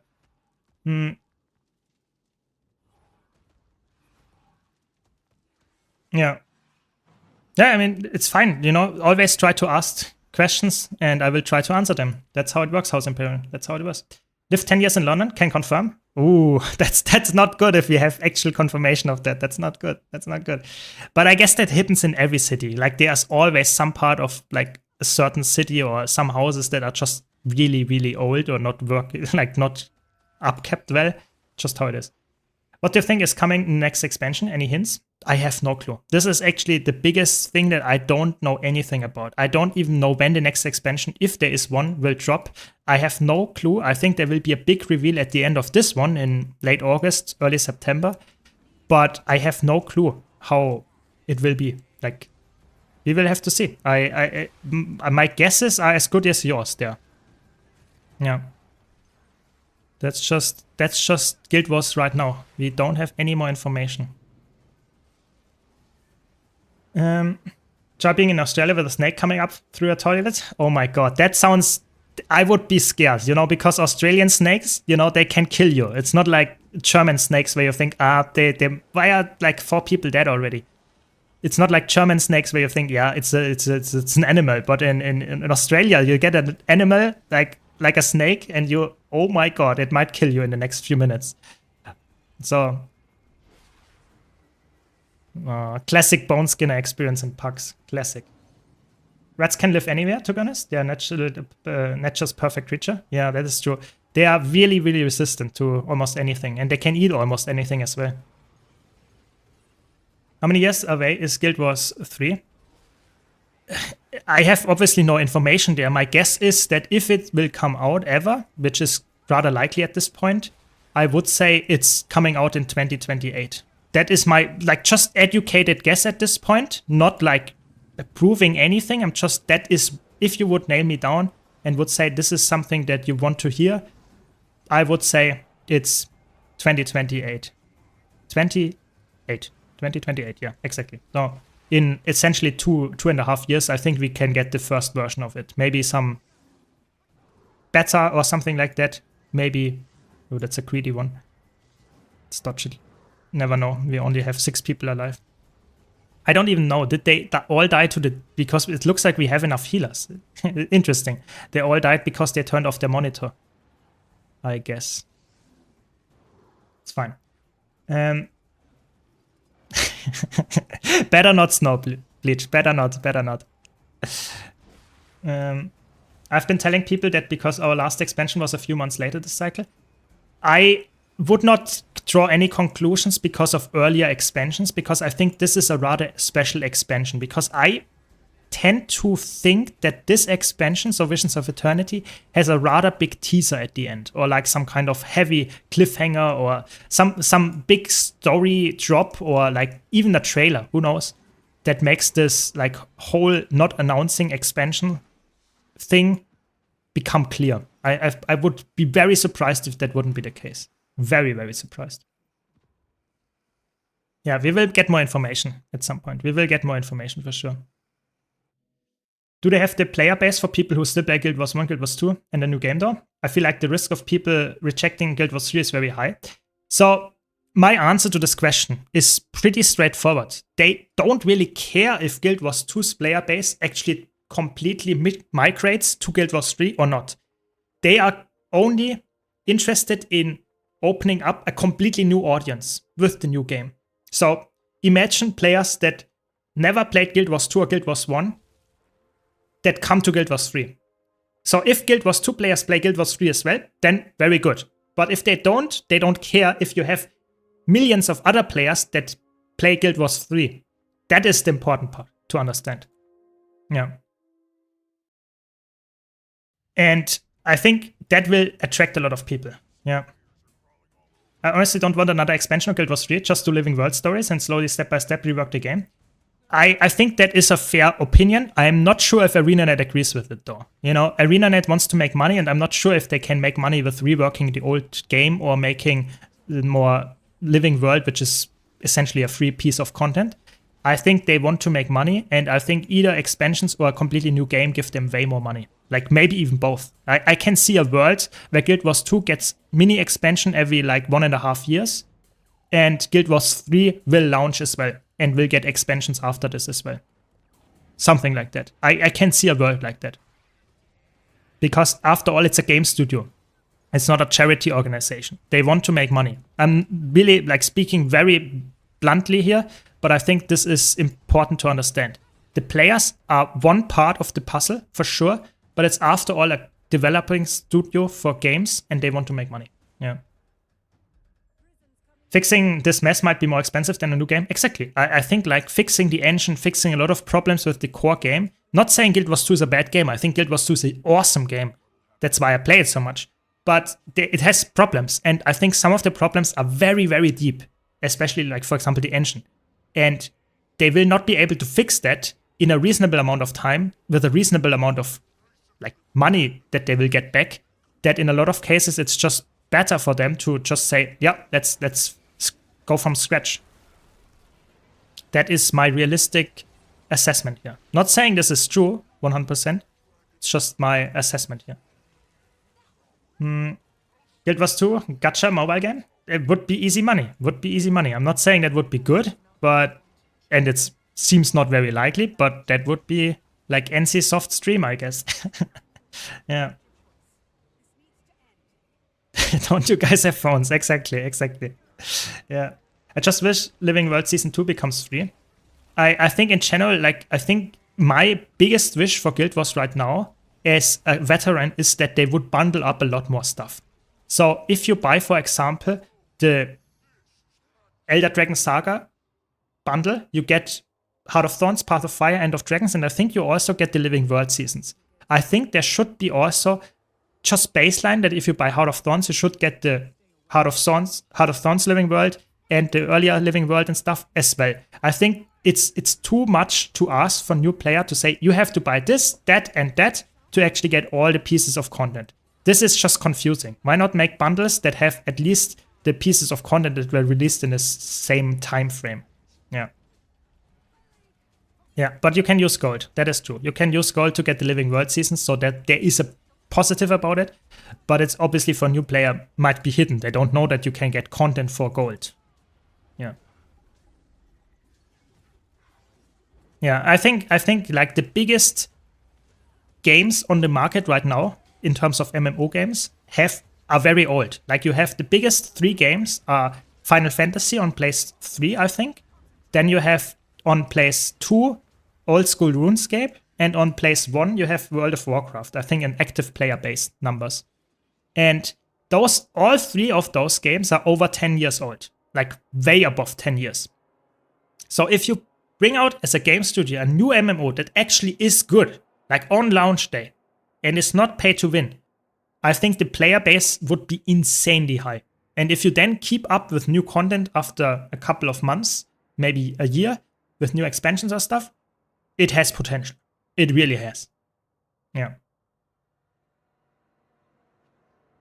Yeah, I think like complete edition for Guild Wars 2 would definitely be a big like positive. I think they should like make more bundles that are, especially on sale, something that is really worthwhile to purchase. I think it's very confusing if you don't purchase anything on sale and purchase everything without like a bundle. You have to pay over $100 or euro, way above it, and that's just, I think, a bit much if you're a new player. Yeah. Right, tries to produce an MMO as well. That is true. That is also the same reasoning, in my opinion, that it could be insanely good if it comes out and really popular. But I think, I have to be honest, Riot is not known for making MMOs. Like, I don't want to be too mean here, but Riot is known for having MOBAs, and stuff like that. So, which studio would you bet on has more experience and has better developers to make MMOs? ArenaNet or Riot? I would bet my money on a studio that already has produced 2 MMOs and 2 rather popular ones over one studio that has a lot of money, but not necessarily the experience to put that out. I personally would say both look like awesome if they come out, but I think ArenaNet actually is very promising. Yeah, I don't want to say anything else. That's just my assessment here. Yeah, Amazon. Yeah, I mean, that's a story for another day, I guess. Yeah, that is true. Ion Tune is coming soon and look pretty good. I think Ion Tune looks good, but I think it will not be that popular in the Western audience, at least after a while, because it's just it's, as far as I know, heavily pay to win, which is just not what people are looking for. People in the Western audience are looking typically for MMOs that are having a nice marketing structure that is actually interesting to players that want to play the game without having to spend thousands of dollars on the game. Yeah. Yeah, that's my... I would probably say that's why Ion 2 will not be as popular as you might hope. Yeah. That's my assessment on it. In my opinion, I would love an MMO that respects your time. I think Guild Wars 2 does that well. Exactly. I think Guild Wars 2, I made a whole video about that topic, and I think that's one of the beauties of Guild Wars 2 is that it respects your time so much. But I feel like that is not what, like, a lot of people... You know, if you ask someone that plays World of Warcraft and you ask them, what do you know about Guild Wars 2? They typically say it's an old game that not a lot of people play, if they have not played it themselves. Even though it's actually not true, Guild Wars 2 is really very much alive. It respects your time, and a lot of people that come from World of Warcraft find Guild Wars 2 very refreshing. The problem is the marketing, and I think if you make a new game where you market this the whole time and make it really like the focus of the whole game, that it respects your time, it's a new game, is beautiful to watch and fun to play and has good content, I mean that's a story of success. You know, I would be very surprised if that wouldn't succeed. That's at least my opinion there. People will say Guild Wars 2 is pay to win as well. Yeah, that is true. But, you know, people said that here on stream. I had people in my chat complaining that Guild Wars 2 is pay to win, which there are parts in the game that you could consider if you really, really like, how can I say, really a big critic of the game, you could consider pay to win. But I think saying it's insanely pay to win is like, you are delusional, like absolutely delusional. A lot of WoW players are addicted to vertical progression, and that's missing in Guild Wars 2, and some people hate that, but it can be very refreshing if you don't have to do it. Yeah. Yeah, exactly. Okay, so it's almost time. We have like 1 or 2 more minutes left before we draw the giveaway winner. Don't forget to enter. Subscribers get 5 times the luck. You have to be a follower to win. And 400 gems on the line. Exclamation mark enter in the Twitch chat. Pay for convenience, I think, is more accurate. Yes. Pay for convenience? Yes, absolutely. But you can get anything in the game except the expansions. You know, you can always exchange your gold to gems, which is, in my opinion, something that a lot of people would argue is not pay to win anymore if you can get stuff in the game. At least in my opinion. At least in my opinion. If it said fail to enter, you're already in there. I think horizontal progression is way more healthy. I think the problem with horizontal progression is that this is a really big issue, I would say, that Guild Wars 2 has. And nowadays it's better than it was like 5 years ago. The best skins are in the gem store, but horizontal progression is oftentimes the thing that people go for the best skins. So it's a bit counterintuitive if your coolest, flashiest skins are in the microtransaction shop because they want to make money. So in an ideal world, you would have the coolest skins earnable in-game, and you don't have to go for vertical progression or geared treadmill kind of playstyle. That would be the best way. I'm not sure if they will ever do that because they make a lot of money from the microtransaction. We have to see. We have to see. Just saying there is like a threshold that you need to be aware of. There we go. We did it. Yeah. So, I think it's time. We waited long enough. We waited long enough. Last chance to enter. Good luck, everybody. And who is it this time? And the winner is Sarchen Tobre. Congratulations. Please let me know if you're here in chat. Don't worry if you missed the giveaway, we will do another one. Or if you didn't win. Let me know in chat. Nice, you won. Congrats, you won. If you are on Steam, let me know. Otherwise, I will send you the gem code. That's good. You know, if you never won anything in your life, now you won finally 400 gems. It's not the biggest prize, but at least you won something. You know, that's good. No, that's how it works. That's how it works. You won. Congrats. You deserved it. That's how it goes. So let me know if you're on Steam or if you're on the normal client. And then I can send you the code. Congratulations. Exactly. Exactly. Nice. You're on the normal client? Very good. Then I will send you the gem code via Twitch. There we go. There we go. And that is very good. No rerolls. So people are aware. That's good. That's how we like it. Okay. I started another one. So everyone that wants to join again, even you that just won, you will have another chance of winning if you want to join. Exclamation mark enter in the Twitch chat. 400 gems sponsored by Reunited. You have to be a Twitch follower to win. Subscribers get 5 times the luck. No, always happy to do giveaways. And we will do a YouTube giveaway in like 15 minutes or something as well. So for the people that are on YouTube. So what do we have? Not that much raid stuff, sadly.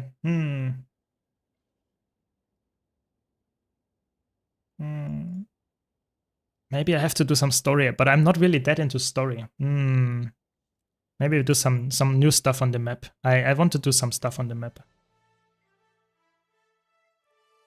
I really like the new map. I don't know about you, but I really like the new map. I think it's a very nice looking and just fun to explore map. I really enjoy it. I'm still missing a couple of like masteries, I think. Mastery insights.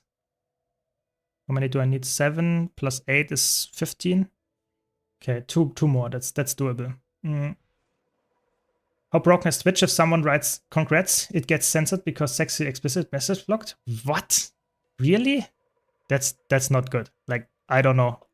Should not be the case. Have to do story so you can finally play the game? Yeah, I'm not joking. Like, for me, playing the story is always the thing when a new patch drops that I'm the least excited about.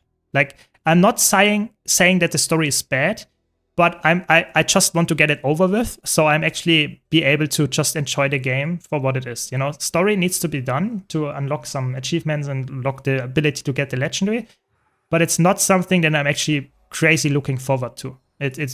I'm a weird guy in that regard. You know, people are always like, oh, nice, we finally get some new story. I would say if I get a skip button for the story, I would instantly press it. It's just how I am. Yeah. Yeah. Is Bladestone a class that's usable in all modes as a beginner?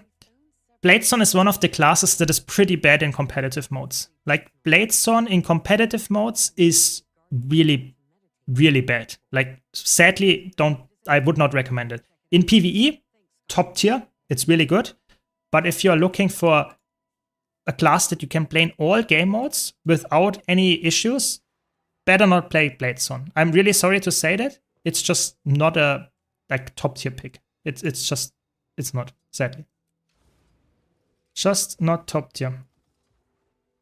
The only thing I'm doing in a story is searching for the skip button. Exactly. Maybe it's like more people feel like that, and it's a bit sad that they put so much time and effort into developing the story. But for me, it's really like I do the story once, maybe for the achievements again, but that's it. I don't really care too much about it. I want to have the gameplay. I want to play the game, you know, press my buttons and not listen to NPCs talking.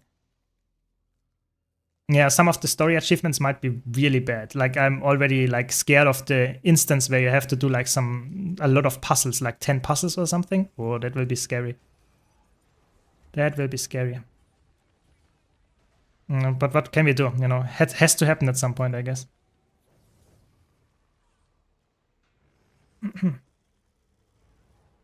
Playtron is cringe in open world. Thanks a lot, Evil Bart. Appreciate the prime. Now you have a higher chance of winning the Twitch giveaway.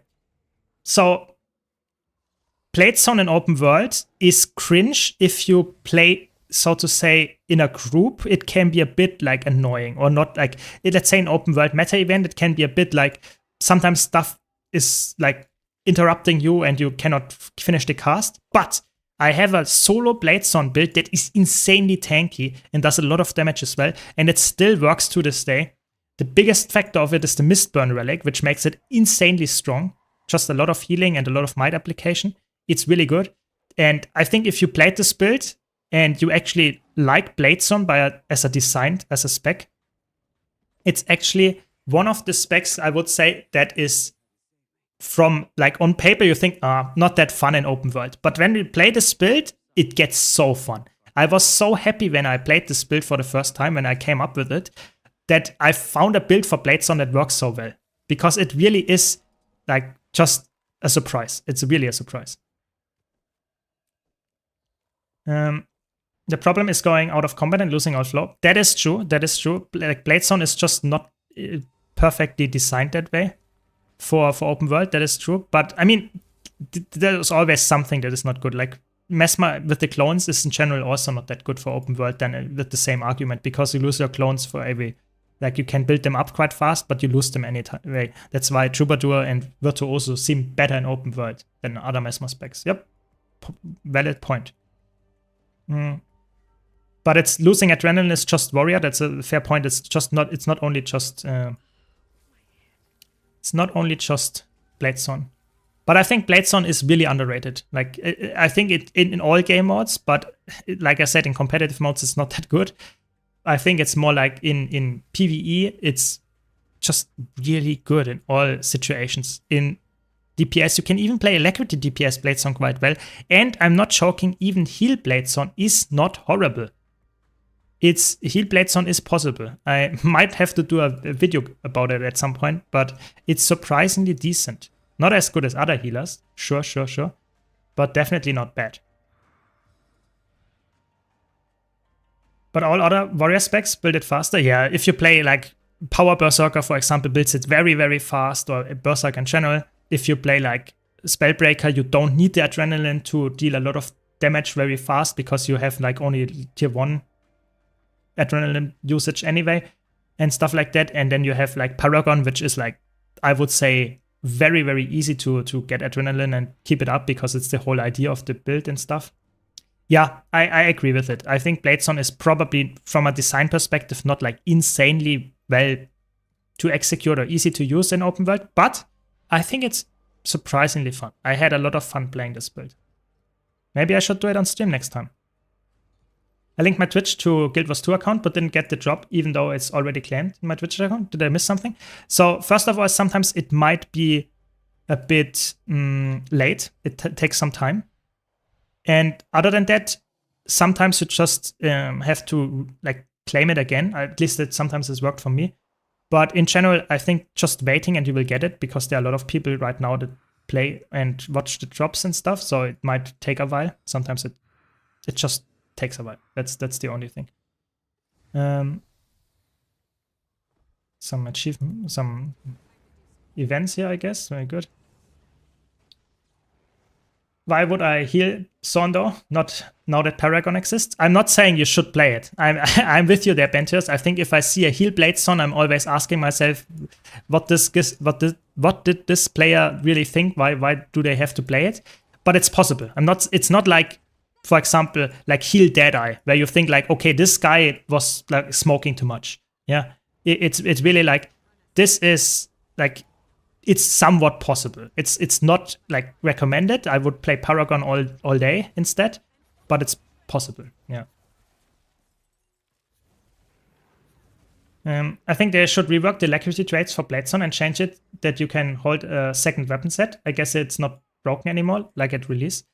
So you would make it so that only the alacrity trait gives you a second weapon set, or do you think the second weapon set should be baseline and the alacrity trait should be reworked on top of that?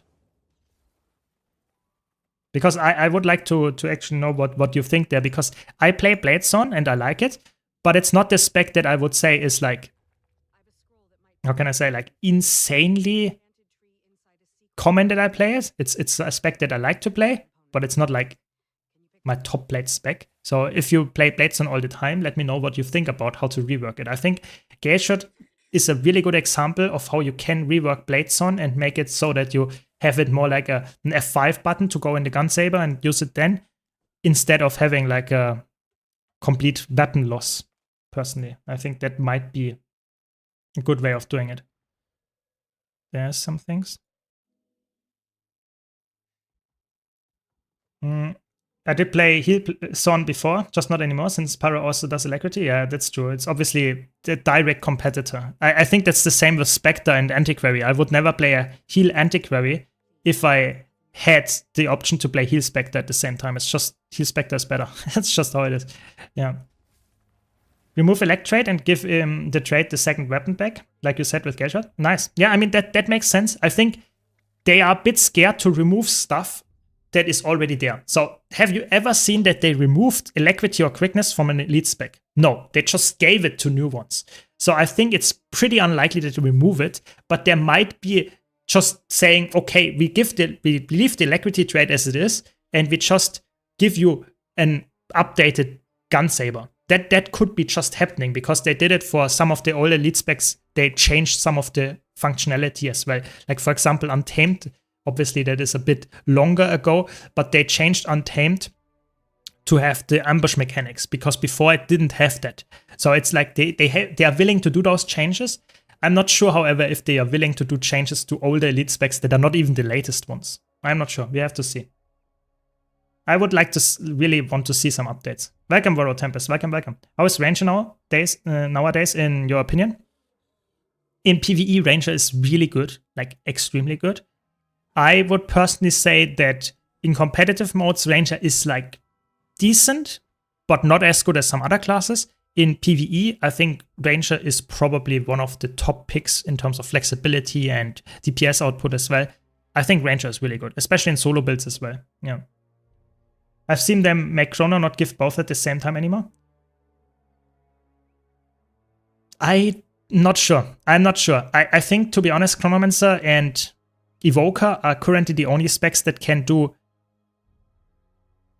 Alacrity and Quickness in one spec. So I think it's pretty likely. I would be very surprised if they would remove it. I think they are willing to give some of the specs the ability to have both. And I think they will not remove it. I would be very surprised. Mirage allowing all weapons to give Alacrity instead of just staff. Exactly. They are willing to do some changes to classes that are underperforming that make them way better. Like the Mirage change is pretty good. Like that made Mirage as an Alacrity DPS way more flexible. It's still not the best Alacrity DPS in terms of flexibility and stuff, but it's definitely better than before. And I think that's all we want with like changes to balance and stuff. Yeah. Are you going to do a tier list on what to buy in the Wizard's World? I already have a tier list about what to buy in the Wizard's World. You can check it out in either on my YouTube channel or just going to my website and finding it there. Can highly recommend watching it. It's still perfectly up to date. Nothing changed. So if you're looking for that, everything there. Yes. Welcome, Chisu. Welcome, welcome. Which DPS would you say is perfect for button mashing without rotation, just reacting to the fight and still doing decent, good DPS? I would say that's probably Power Mechanist. It's a boring answer, I'm really sorry.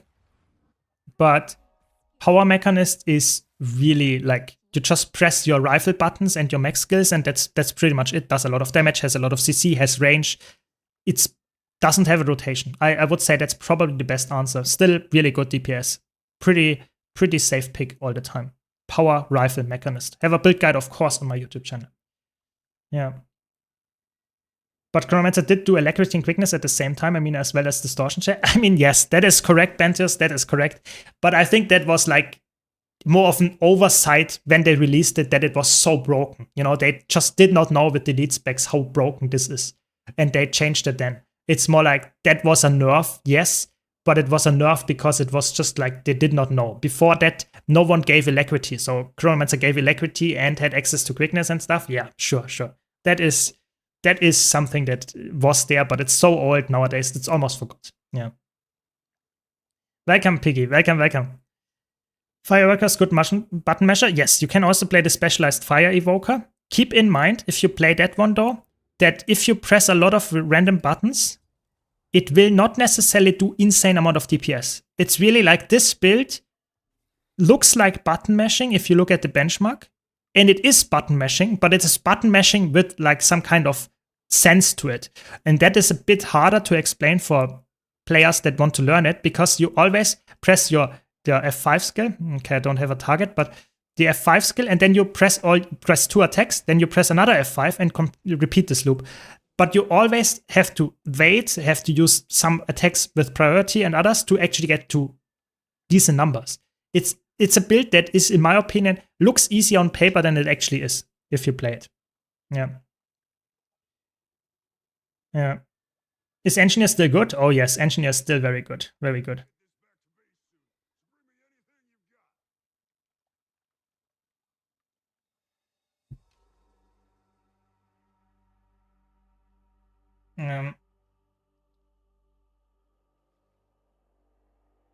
So, as usual, if you have any questions, let me know. And I promised my YouTube viewers also something, so now is the time. Let's give the YouTube viewers something better. Exactly. Thanks, Patricia. Just did.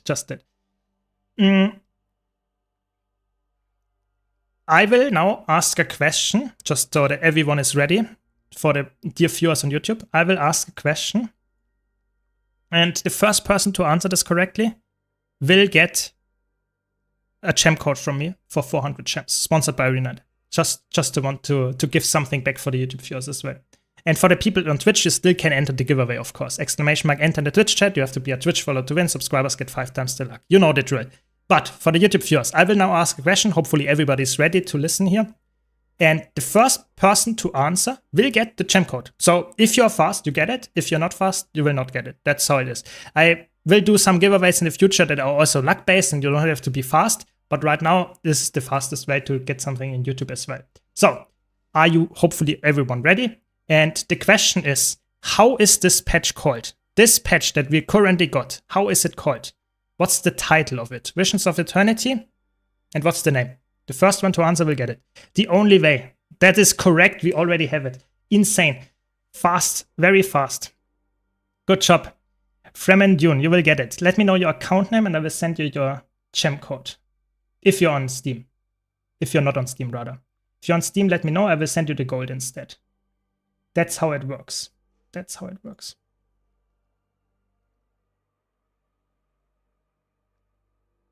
Congrats.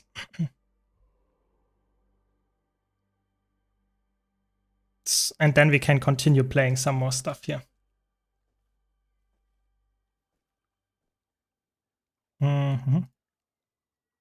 I was really ready for a hard question when I got trolled. Yeah, I don't want to, if I do a hard question, people complain that I did a question that some people need knowledge and have the knowledge, and some people don't have the knowledge. So I wanted to make a question that is somewhat like almost everybody should know that.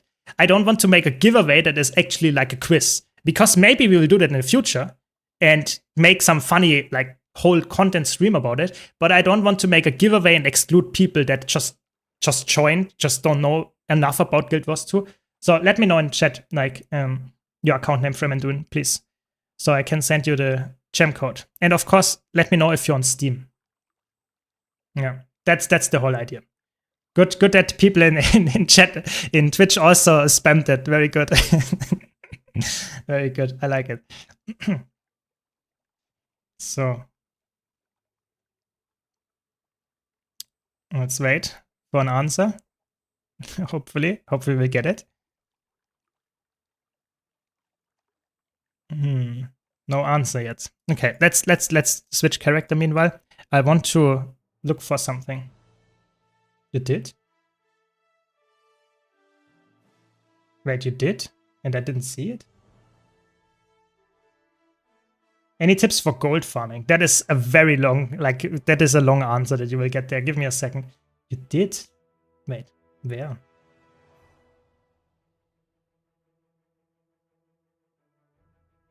Where did I get this? Give me a second. Did you write it in-game? 73 characters? Yes, I have a lot of characters. That is true. I have a lot of characters.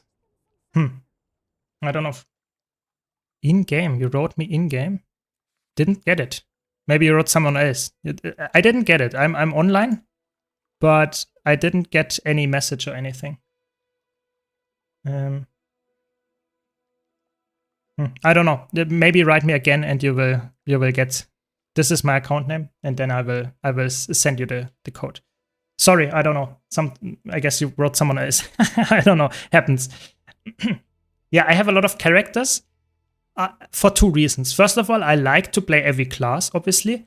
But second of all, I also like to have dedicated characters. Yeah, exactly. So I have characters, like Neosheep puts it, for World vs. World, PvE, and PvP, because for me, it's very annoying if I play, for example, Elementalist. And I have on Elementalist currently like 7 equipment templates. And I want to swap from Quick Death DPS Catalyst to, for example, Solo Immortal Evoker or something like that. Yeah, nice. Now it worked. Very good. Very good. I hope you are the correct person. Everyone can whisper, I guess. You wrote it on YouTube. Okay, that's fine. No problem. Then I will send you the mail. Wait, what? That's interesting. That's so interesting. Why can I not? That's so weird. Huh. Very weird.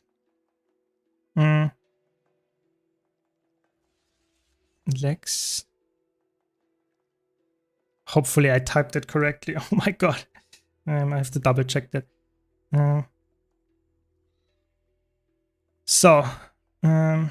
Happens. Exactly, kick W. So I don't know why I cannot press right click on my mail the mail. It's actually insane. Congrats. I will send you the gold, so you can buy the gems if you want to, but I don't know if you're on Steam or not, so I will send you the gold instead. Congrats. And hopefully that works and the correct person gets it. Looks good. So, about the characters. So I have a lot of characters. The thing is that if you have like equipment templates for PvE, I think I already have, for almost all my PvE characters, at least 6 to 9 equipment templates used. So if I want to play like now roaming build and a Zerg build on the same character, it bursts. I don't have enough space for all the equipment templates. And I also like to have a somewhat nicely cleaned inventory as well. So for example, in PvE, I like to have, for example, some consumables that I can use in dungeons and fractals and stuff. And in my World vs. World character, for example, if I swap to one of them now, I like to have some things that are like for World vs. World specific. That's why I like to have those on top of that. So if I go to my World vs. World Elementalist now, it has different builds, but it also has a different inventory setup that is a bit more focused towards the World vs. World. And it's optimizing, you can see, it's optimizing that is not necessary, I know, but it's something that makes my life easier. Yeah, that's the whole idea. Yeah. Exactly, Snowbleach. Exactly. That's how my characters look. But it's like my PvE characters are the human females. My Asuras are the World vs. World characters. My Silvaris are the PvP characters, and the rest is storage. Yeah. I have another big question for you. Do you think that the title Fasten of Prison and Boundless Night should be colored title? For me, it hits me personally that you only get the white title for this whole effort. I think the problem about it is that they actually introduced it that color titles were introduced after we had this title. And I think they are not willing, or at least there was, I think, one title that was colored before, and now it's like more common to have that. I personally would say it would be nice. My ideal way, I mentioned it earlier, would be to introduce a legendary, like this would be like, I'm coping now, but my ideal way of would be introducing a new title for not only getting all the Oreen facets, yeah, not only having this title, but also having this title unlocks the ability to purchase or make, for example, the Void variants. So a dark variant that would be somewhat like a new skin color for all the Oreen legendaries. And then if you get all the Void variant skins, you would be able to get a color title. That would be my dream. So more grind for new skins. That for veterans that want to have that. That would be my ideal way. Yeah, that would be my ideal way. So what about gold farming? Gold farming is very hard to recommend a single thing. Tips for gold farming are my biggest tip. I'm really sorry for telling you my biggest tip in it's probably not what you want to hear, but the biggest tip for gold farming is that you have to play the content that you actually enjoy. You should not play content that you don't like. So if you think, for example, gold farming, getting 40 gold per hour by doing this meta event or map farm for 10 hours straight is not necessarily the best gold farm. I think the best gold farm is a gold farm that gives decent amount of gold and you enjoy it while doing it. And don't burn out. Because if you burn out after 3 hours of gold farming with 40 hours, the 40 gold per hour means 120 gold. If you, however, get 25 gold per hour and you do it for 10 hours, you get way more gold this way. So I think it's really important that you do gold farming in a, so to say, sustainable way. But there are other things about gold farming. I think I made so many videos on my YouTube channel about how to get gold from currency conversion. I think a lot of people underestimate how much gold you have in your wallet, not as gold, as liquid gold, but as currency that you can convert. Just did that last week, I think, as a tier list, and you can watch that one. But there are other things as well.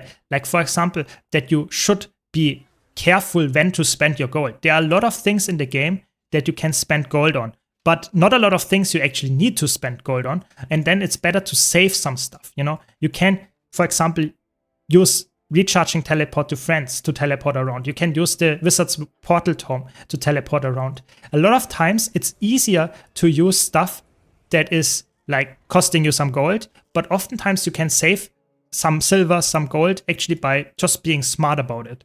And I think those are tips that can help you make gold, but there are so many more. I cannot give you the best thing to get gold. It's just patience. It's, after all, a lot of people what they want, yeah. Was that mini dungeon you mentioned earlier again on the new map? Yes, it's on the new map. It's on the new map, and it's a mini dungeon, and it has a daily reward. You also need it for the new legendary, but you also have a chance of getting the infusion there. So it's actually, I would say, quite worthwhile doing every day if you have the time for it. Okay, we have now the, what is it? The core necromancer. Oh my god, that's one of the worst enemies to fight here because they are tanky and they have a lot of boon corrupt.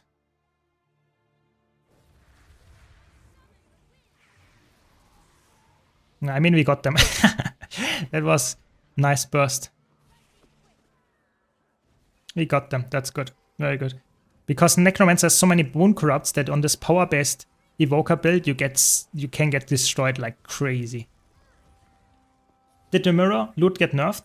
The mirror loot got changed because, or adjusted, yes, because it was a bit overpowered to have that on 3 maps instead of the 2 before, so they adjusted it a bit, yes. How long it takes for you to make 1 generation 2 weapon? You mean in general, or do you mean specifically for me? Because in general, it depends. Obviously, it's generation 2 is by far the most expensive legendaries that you can get as a set, because they have you have to grind a lot of the maps. You cannot get them any other way. You have to grind them yourself, and it's the most expensive one. It costs 2,000 gold or something with the Mystic coin prices right now. So it's very expensive. I would say effectively, if you do it reasonably well, I think it's doable in a month or something. If I do it, I think it's probably, it depends if I focus hard on it. If I do nothing else and focus on it, I think it's doable in a couple of weeks. I would say anything between 2 weeks to 2 months is realistic for most players that play somewhat regularly the game. Just bought weekly Mystic, weekly Black Lion thing from the gem store with gold and absolutely got scammed. Yeah, I made this one thing in my Wizards World tier list that I really want to always stress is that the Black Lion key is pretty expensive in terms of Astral Acclaim, and the chances of getting anything that is valuable more than like 2 gold is pretty low. So I would say Black Lion key, get it if you like it and if you want to gamble, but don't expect to win big. I think that's something that you should not be. How many people are there? 3 people.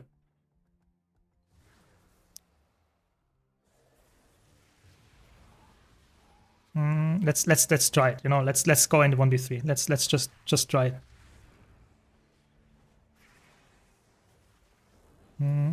Okay, we got 1. 1 down, 2 to go. You have to be careful. I cannot use my invuln. 2 down. Oh no, my god, they got me. Was close. Was close. I actually almost got them. I was greedy with the invuln because I would have lost the cap. That's fine. I tried. If you want to enter the giveaway, exclamation mark enter in the Twitch chat. You have to be a Twitch follower to win. Subscribers get 5 times the luck. 400 gems are given away. How is the dungeon called? I will give me a second. It's called Chamber of Regret. That's how the dungeon is called. Any tips on getting started with World vs. World for the Gift of Battle? Just go in and find like a build that you enjoy playing against other players. Maybe find another group of players like a Zerg or something and just follow them. I would recommend to just try to have fun, find a build that you like, maybe on my YouTube channel somewhere. Thanks a lot. Really appreciate Plumified. Thanks a lot for the Prime. You have now a higher chance of winning. And I would say personally that World vs. World is don't stress too much. Try to have something that is like working for you and is fun. And other than that, World vs. World is really about like just getting in there. Get your feet wet, so to say, and you will have fun. Yeah.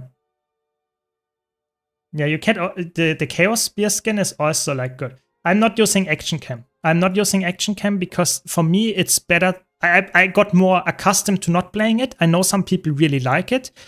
I think for most players, you should give it a try if you enjoy using it. But I personally would say if you don't find it that useful, it's better to run the normal setup with tap target and stuff because that's how the game is supposed to be played and it's worked like build around it. Yeah. Yes, the giveaway will be happening in like 10 minutes. 10 minutes or so. So don't worry. That's funny. Chamber of Regret is also the name of my room after I bought Black Lion keys from Wizards World. Yeah, I can see that. I mean, I should do like a Black Lion key opening at some point again. It was really fun the last time I did it, like 1.5 years ago or something. I opened 2,000 Black Lion keys. And I can tell you, if you want to see for yourself what I got, you can find it on my YouTube channel. But I can tell you, Black Lion keys, wouldn't recommend. 0 out of 10. That's the takeaway message there. Was not worth purchasing that much. I can tell you that. But yeah. And Chamber of Regret is a good name for it. Good name. Yeah. I have to say the new meta is refreshing compared to the other ones in VOE. Yeah, I think the new meta event, I will probably do it daily for the next couple of weeks because it's fast-paced, it's fun. It doesn't have any big annoying time gates or like, it's just you jump in, it does not have a big fail state, it's just do it and it works. I get the criticism that there is no big end boss, but I personally think it's still fun enough to enjoy. Like I like it. Maybe I will get bored of it in like a month, but I mean that happens to almost every content, you know. So I'm happy with it. I agree. Yeah. But yeah, I think like the Wizards Vault, you know, for people that are really asking for what's good to purchase, almost everything is good to purchase, and you will have enough Astral Acclaim to purchase anything. For if you play rather regularly in the next 110 days, you can purchase anything. So you will get to purchase the Black Lion keys, even though I don't recommend using or buying them. Those 3 are worth buying anyway because, you know, what can happen? You know, either you get 1 gold, and if you're really lucky, you could get like thousands of gold. So sure, purchase it and like try your luck. But things that I would not recommend for a new player, really would not recommend is Legendary Essence of Luck. I would not recommend Obsidian Shards ever. And I would not recommend Vision Crystals if you have any other way of getting them, because they are pretty expensive and pretty useless for the most part. And then I would not recommend getting the Lesser Essence of Gold if you are somewhat reasonable. You know, some people want to see numbers go up here with the gold find and want to get more gold find and stuff. Sure, then get it, but it's so much like actual gold that you can get on any other item here that it's just not worth it. That's the short summary of the Wizards World. But yeah, if you have any other questions, let me know. Let me know about it. And the weekly key run is obviously also really good. Yeah, good point by Pizza Hut, for sure, for sure. Maybe the last meta has a big boss. I hope so. I really hope so. What was your favorite expansion? That's a tough one. I would say from like feature perspective, it was Heart of Thorns. I really like the masteries there. I like the elite specs a lot. I think the maps are beautiful. I think the raids are really good. I think overall Heart of Thorns is probably my favorite expansion. But I think End of Dragons is very close, if not even not like a little bit of a notch better. Yeah, I think both of them are awesome. Really hard to decide which one is better. I think it depends a bit on my mood of the day when I talk about it, which one is the top one. I think both of them are awesome.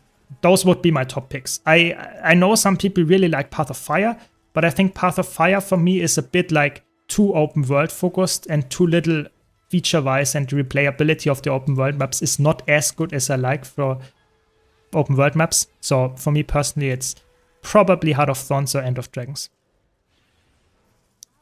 Yeah.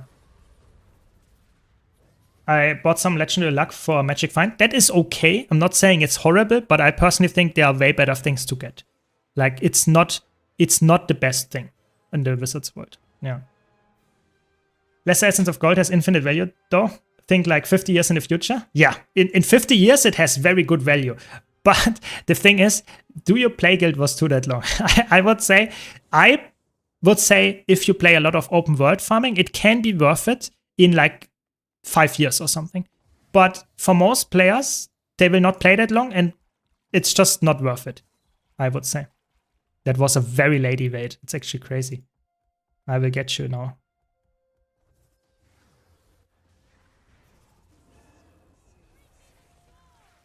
Got him. Very nice. That is true. That is true. Like, that the mounts definitely changed how you use them, how you traverse the maps. That is a very valid point. I'm not saying, though, that this is like a negative for me. I think Heart of Thorns maps are still beautiful.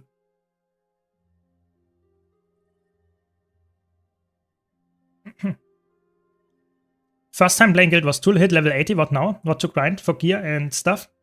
Keep going, explore and push main quest.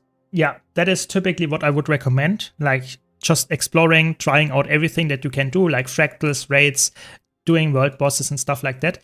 But if you want a detailed, like, answer, you should probably also get Ascended gear, you should get your masteries going. There's like an infinite list of things you can do after hitting level 80. You should just try everything. I think that's my important part about exploring the game. It's a horizontal progression game, so just try to find the thing that is fun to you. That is very important. We all will be still killing treasure mushrooms in 50 years? Yeah, I mean, I'm still waiting for the invisible boot box. Yeah, for sure, for sure. Yeah, I have a video about it. Good point. I have a video about it. I can link it. Give me a second. But I have a video about what to do at level 80. And it's actually, I would say, one of my rather well-researched videos, what a lot of people, like, I don't know. I think this is a video where I put a lot of effort in. And I really hope that more people actually are aware of it. And that's why I shared here now. Give me a second. I posted here in Twitch chat. That's the video that I was mentioning. It should help you a lot. Yeah. Thanks for putting that out, Buddha. I put a lot of effort into that video, for sure. You make great tier lists, very informative. Nice, Rockman. Glad you enjoyed. I just like to do tier lists as well, so that's perfect then. Yeah. Get Ascended gear and do fractals for easy gold? Yep, I would say so. Killing thieves in World vs. World is mandatory? Yeah, I mean, I saw a thief, and thief playing against the thief in a 1-on-1 with this build is actually pretty fun. because it's a very skill-based matchup. So I thought maybe I get a nice 1-on-1, but I mean, wasn't that nice. It was just like dead thief on arrival, but it's okay. That's how it works. Yeah, glad to help, glad to help. Okay, I think after I killed this harpy here, I think it's time to draw the giveaway winner. So last chance to enter. You have to be a Twitch follower to win. Subscribers get 5 times the luck, 400 gems on the line, exclamation mark enter in the Twitch chat. And if it says fail to enter too many tickets, it means that you're already in. You can only enter once. Yeah. And it doesn't matter, I think, if you do caps lock or normal, but okay, it's fine. Either way, either way. I wish everybody good luck. And let's see. Let's see. Give us a couple more seconds before I draw the winner. I think we have still some people joining. And yeah, good luck. Let's see who's the winner. And the winner this time is Doris. Doris, congrats. Congrats, congrats.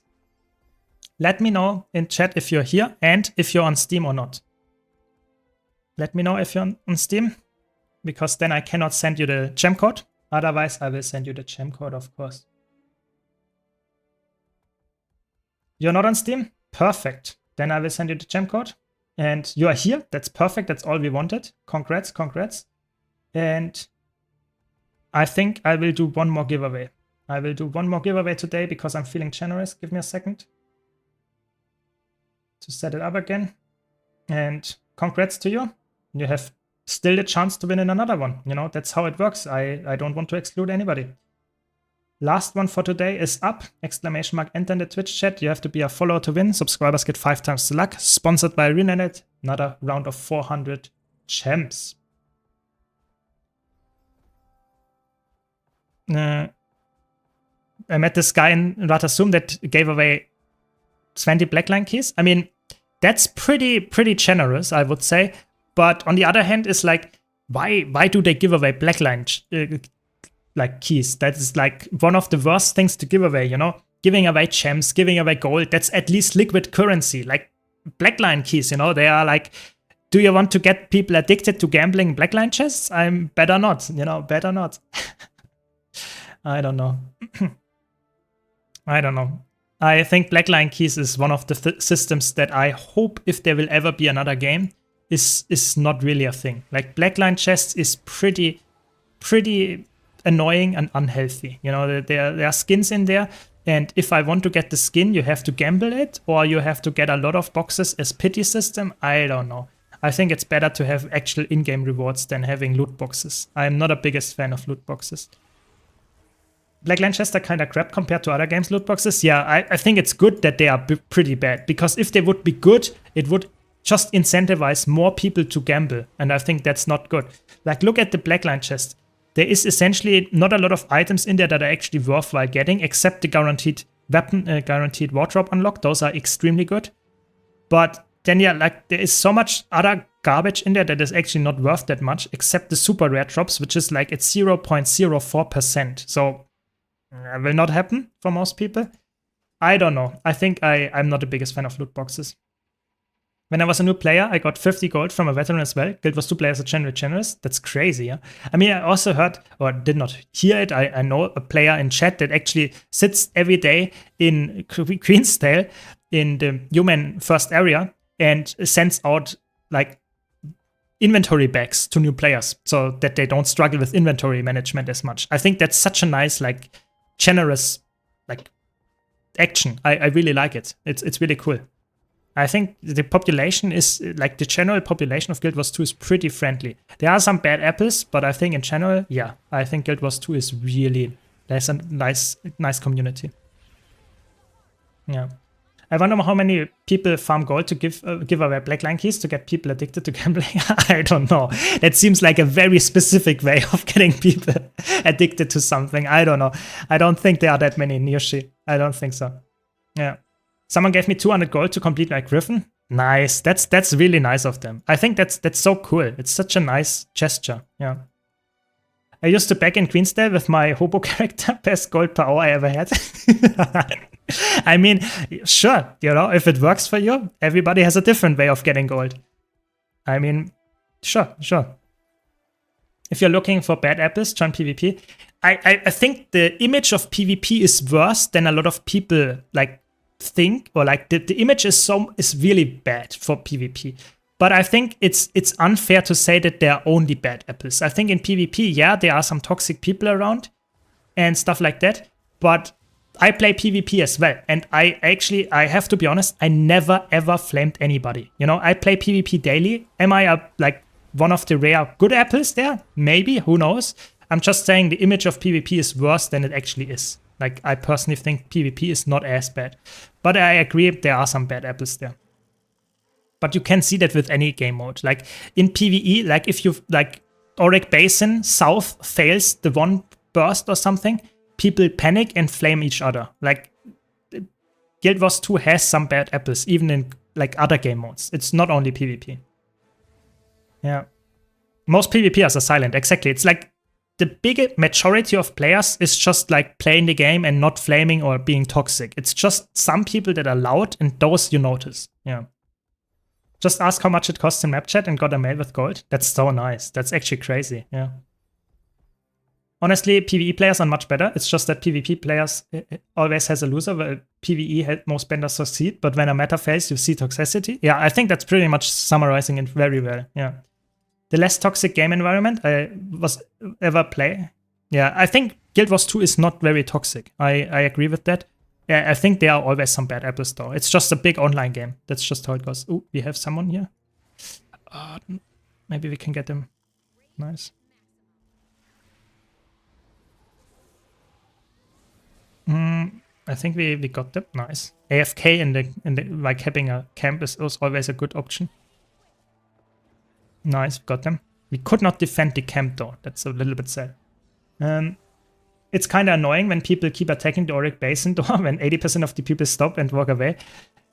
I mean, I think it's always like you have to be careful. You know, I think it's okay. There are some people, for example, when I do raids or when I do strikes, the old strike missions, for example, I did back in the old days. I did Iceblood Saga 5 strike missions for years every day, and there was always like people that died to certain mechanics. And if I wrote then, please like sidestep this attack or dodge this attack, you could consider me being toxic. But I just wrote, please sidestep this attack. I was not like being mean or anything, not offending. I just explained the mechanic.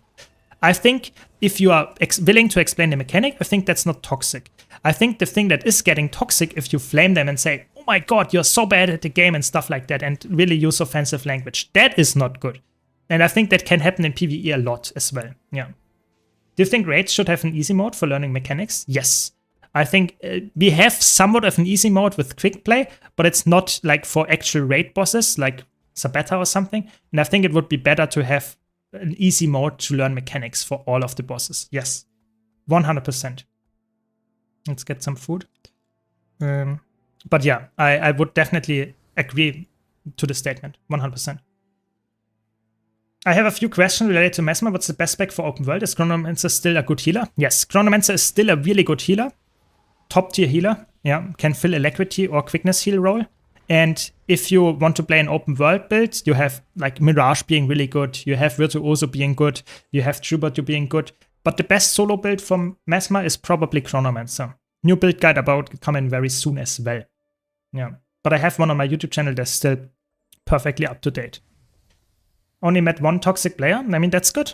But better than like most players, I think. You have a lot of players that meet a lot of toxic players. But I would say Guild Wars 2 is very new player friendly, and not a lot of players have encountered a lot of toxicity. And I think that's for a reason. There are not that many toxic people around, luckily. Yeah. Welcome, Invader, welcome. Tell me please, which is the best Guardian nowadays? I think that depends heavily on what you play a lot, what you define as best as well. Let me know which game mode you actually look at, like currently specifically. But I would say like Luminary is still a very good pick in all game modes. But Guardian has like, there is no elite spec on Guardian that is actually bad in any game mode. Like they are all really good. Some of them shine more in certain situations than others. But let me know what you play the most and I can tell you the best Guardian spec for you. Maybe in a future update, easy mode raids would be helpful. I agree. I think that would be awesome. I hope they have that on their radar. Yeah. What is your take on Bladezone for raids? I love the spec, but I don't really know how good it is for it. For raids, it's awesome. It's one of the best DPS builds if you can play it well. Because it has really good burst damage, it has really good CC.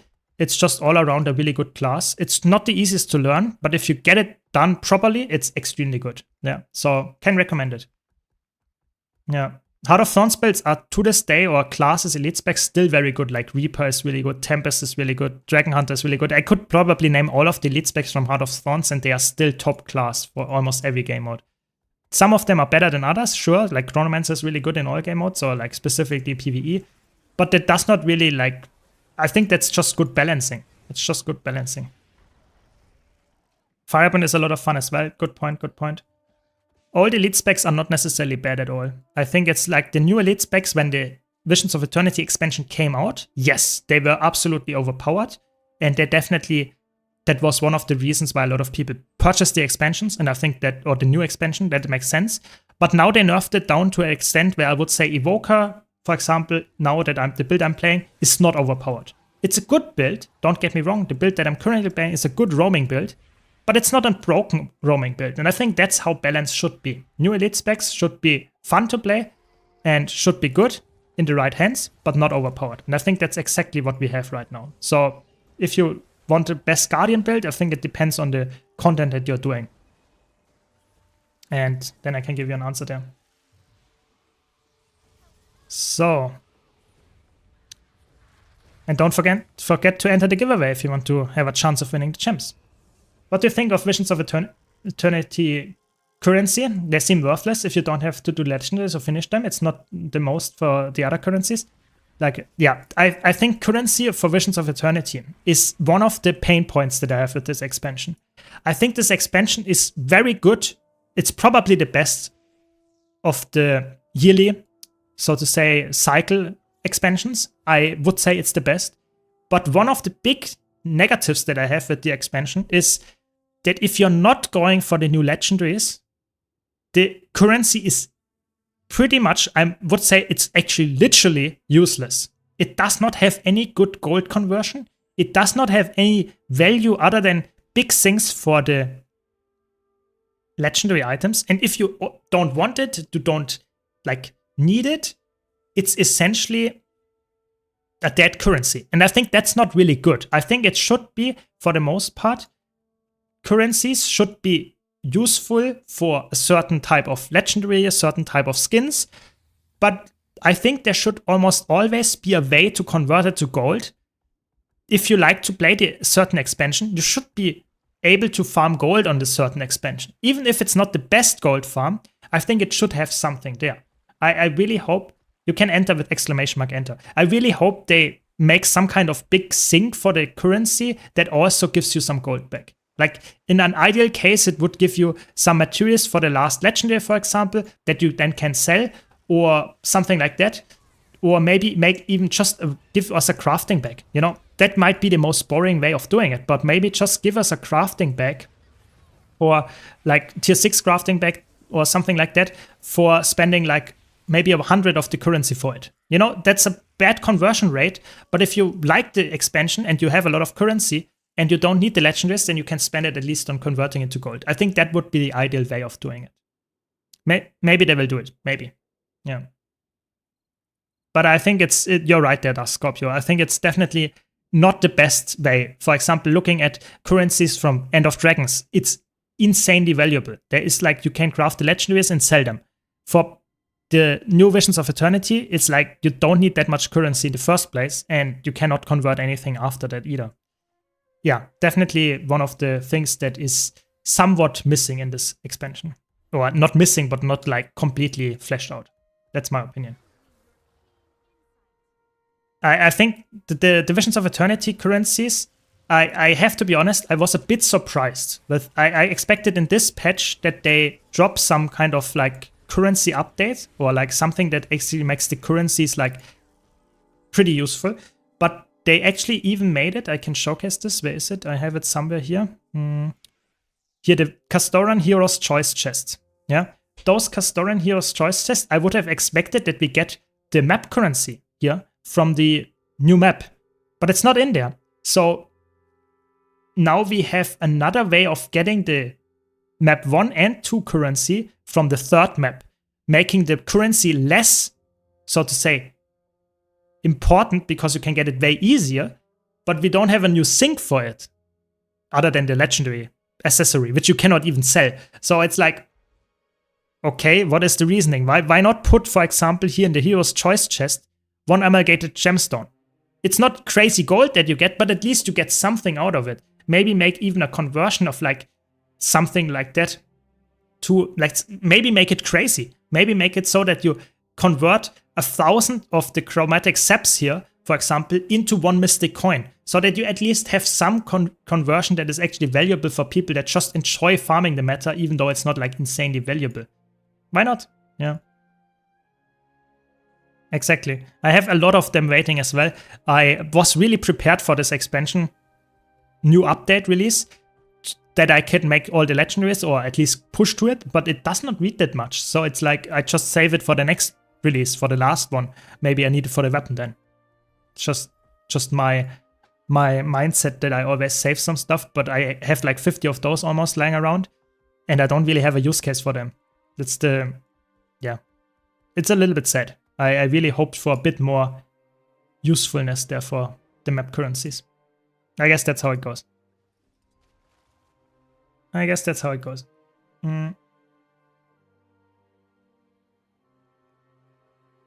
Yeah, I mean, if you did the mirror runs, like some people here on YouTube chat say, it's that you have crazy amounts of currency. Like the mirrors definitely inflated the currency. Maybe that's a reason why they said, okay, so many people farmed the mirrors for gold that we cannot make anything from the currencies that you got with the mirrors useful for gold farming or anything like that anymore in the future, because it's just people have stockpiled so much of it. That could be a reason. That's a good point. Yeah. Yeah, maybe we'll see, like Coco says, maybe we will see another like sync with the upcoming patch, or upcoming, like the one in August or August or September rather. Yeah. Could be nice to be added to the Wizards world, yeah, if that's possible. Yeah. To Wizards Tower rather, sorry. Yeah. I got all the Center Tier Map Mastery insights, and now need to get some easy ones to unlock the Mastery. What would you suggest?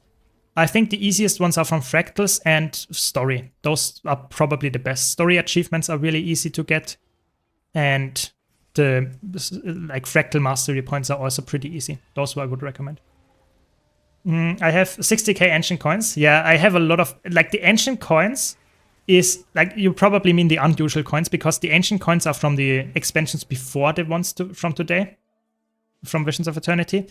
But I have a lot of ancient coins as well, and I don't know what to do with them. You know, you can convert them like tiny into gold, but the unusual coins you cannot really convert as far as I remember. I don't know. It's unusual coins. I would keep them for the next legendary. Maybe you can convert them then, but not a big hope there. I hope some of the relics getting fixed soon. I like Galdra, but sadly it's bugged. Same with Dacta relic. Yeah, I really hope they like relic fixes, in my opinion, should be like they should probably like fix it. Like, I think relics are a key part of the new game's,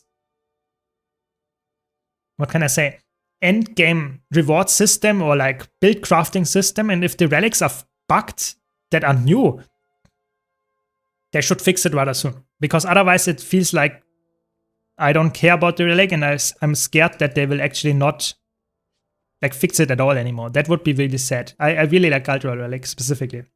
Welcome. Is Spectre a good choice for harder content? Yes. Spectre is pretty good.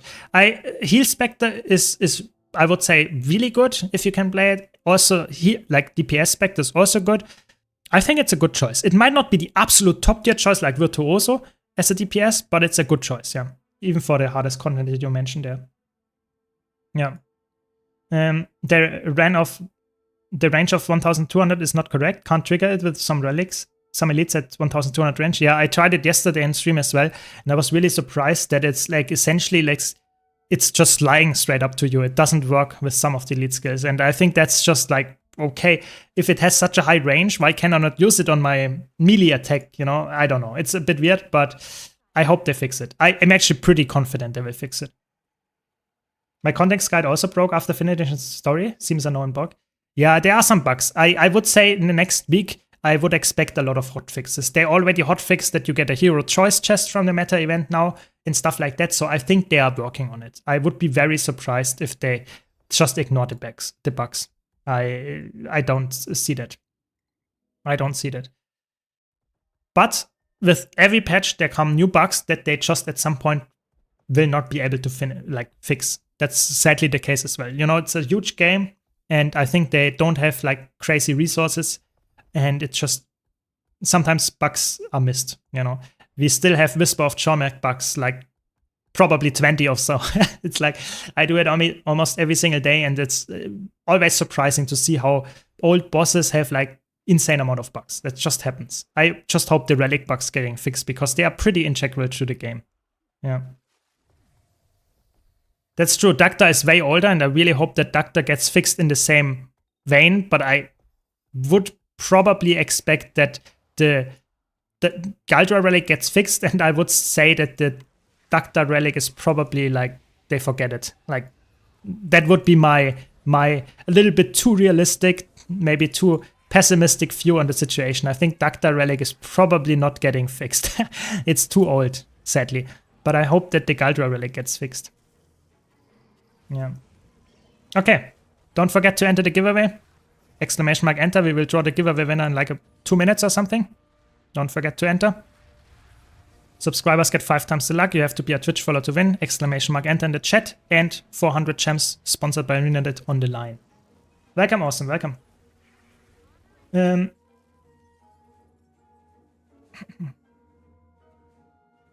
Just stumbled upon your Twitch. I found you on YouTube and through the Heal Chronomancer guide a while ago, and since then enjoyed your videos every time I cross a new one. That, very good. Glad to hear that. Thanks for joining the stream today. Yeah. Yeah, I think this patch is actually, in terms of bugs, probably one of the best patches in a long, long while. There are not that many game-breaking bugs. There are not that many like stalls in the meta or stuff. There are some bugs, sure, but they are not like as big. Like we had some big crashes or big bugs that we had with the latest few releases, but this one is pretty solid. I think that's awesome. Yeah, I'm happy that they actually managed that. Yeah, exactly. Is Garen with Chronomancer? There are a lot of things that with relics need to be like addressed. I think relics are, in my opinion, they are a bit, I wouldn't say neglected, but I think some of the relics they should definitely take a look at, and like the functionality is just not how it should be. Like to say the least. Yeah. Okay, so I think it's time. Good luck to everybody. It's only on Twitch though. Yeah. Is there something similar to Reaper's survivability and damage? It depends on the game mode a bit. I would say Reaper is really good in PvE with the survivability and damage output. In competitive modes, Reaper is not as survivable as you think it is. It has 2 health bars, but it's also pretty slow, so it can die fast. I would say, what is as tanky? I think Virtuoso can be as tanky with all the blocks and distortion, but I think it's nothing gets 2 life pools. It's really just like Ritualist is probably the second one, but it's also Necromancer spec. Hard to say. I think Reaper is a pretty unique spec when it comes to that. If it says fail to enter, you're already in. Don't worry. Okay, so it's time. Last 30 seconds to join. Exclamation mark enter. For the 400 gems sponsored by ArenaNet. I think everybody is in, no one joining anymore. So good luck to everybody. Good luck, good luck. Let's see who the winner is. And the lucky winner is Plumbified. Congrats, congrats, congrats. I mean, this time the subscriber lock paid off. Congrats. That's how it is. Sometimes you actually pull a subscriber. Not often, but sometimes. Congrats. Let me know if you're on Steam. If you're on Steam, I will send you some like pity prize, whatever. And if you're not on Steam, I can send you the gem code. Congrats, congrats. And the biggest pro with Guild Wars 2 is when bugs exist, they fix them in a few days and you don't have server maintenance where you can play them. Yes, that is definitely a really big positive. Okay, you're on Steam, then please let me know your Guild Wars 2 account name. Then I can send you your gold instead. Because sadly, I cannot send you a gem code. Nice, I got some rare gear. Take it. Very good, very good. Let me know your Guild Wars 2 account name, so I will send you the gold instead. It's just sadly I cannot send you the gem code. Or I can send you the code, but you cannot use it on Steam. It's just weird, but it doesn't work. You cannot redeem codes in Steam for whatever reason. So Plumified, let me know your account name, and I can send you the gold. That's how it works.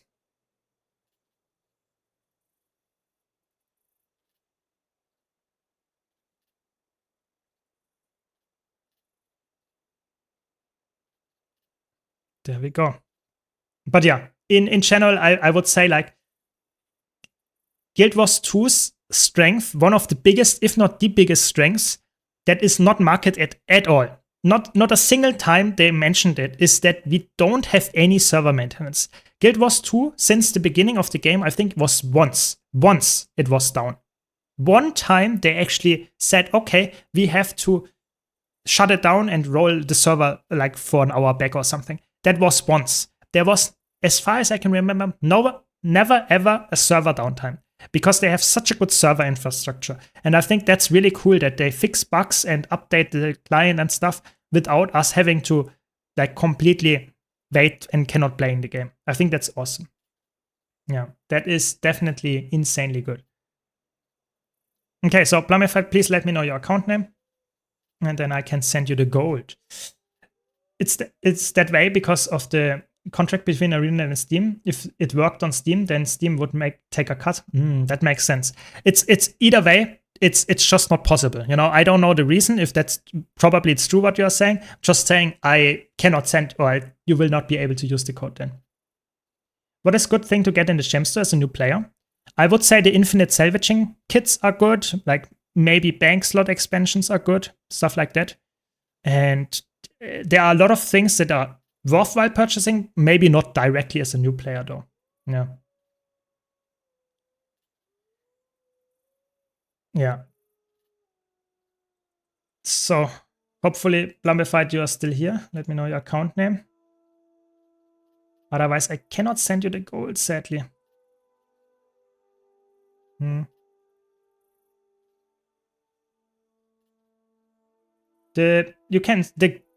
How's it called? Here, just the Guild Wars in-game name. So the account name with the numbers at the end. This is what you want. This is what you want to send me. Yeah. Can we get a quick look at the Wizards Vault rewards this time? What? Yeah, I mean, you can take a look at it, sure. I mean, the rewards are like some boot skins, a flex emote, a new Springer skin. We get a new nice weapon set. It's pretty nice. There we go. We made it. Congrats. This time it worked. Very good. So we got some nice weapon skins and the classics, you know, just like legendary starter kits, and everything stayed the same. Just the skins changed. And you can always get them once in the legacy rewards as well. So yeah. Candy Corn or Snowflake Gobbler are really good as well. Good point, good point. Especially Candy Corn one is, I would say, a must-have. It's so good. The Candy Corn Gobbler is insanely good. Yeah. Insanely good as well. Character slot can be good. I'm obviously a bit biased because I have so many characters, but I would personally say character slot is not urgently necessary. I think like Copperfed, Candy Corn Gobbler, stuff like that is a bit more urgent, because this is, even if you only play one character, pretty good. Bank can be good as well. And yeah, that is my opinion. But either way, I think that's the end of today's stream. Thank you all for watching. I wish you all a very nice day. And thank you all for your support. Hope you enjoyed this stream. Check out my YouTube channel. I have some nice, cool content coming up. Hopefully you will enjoy it as well. And see you around. Take care. Have a nice day. See you.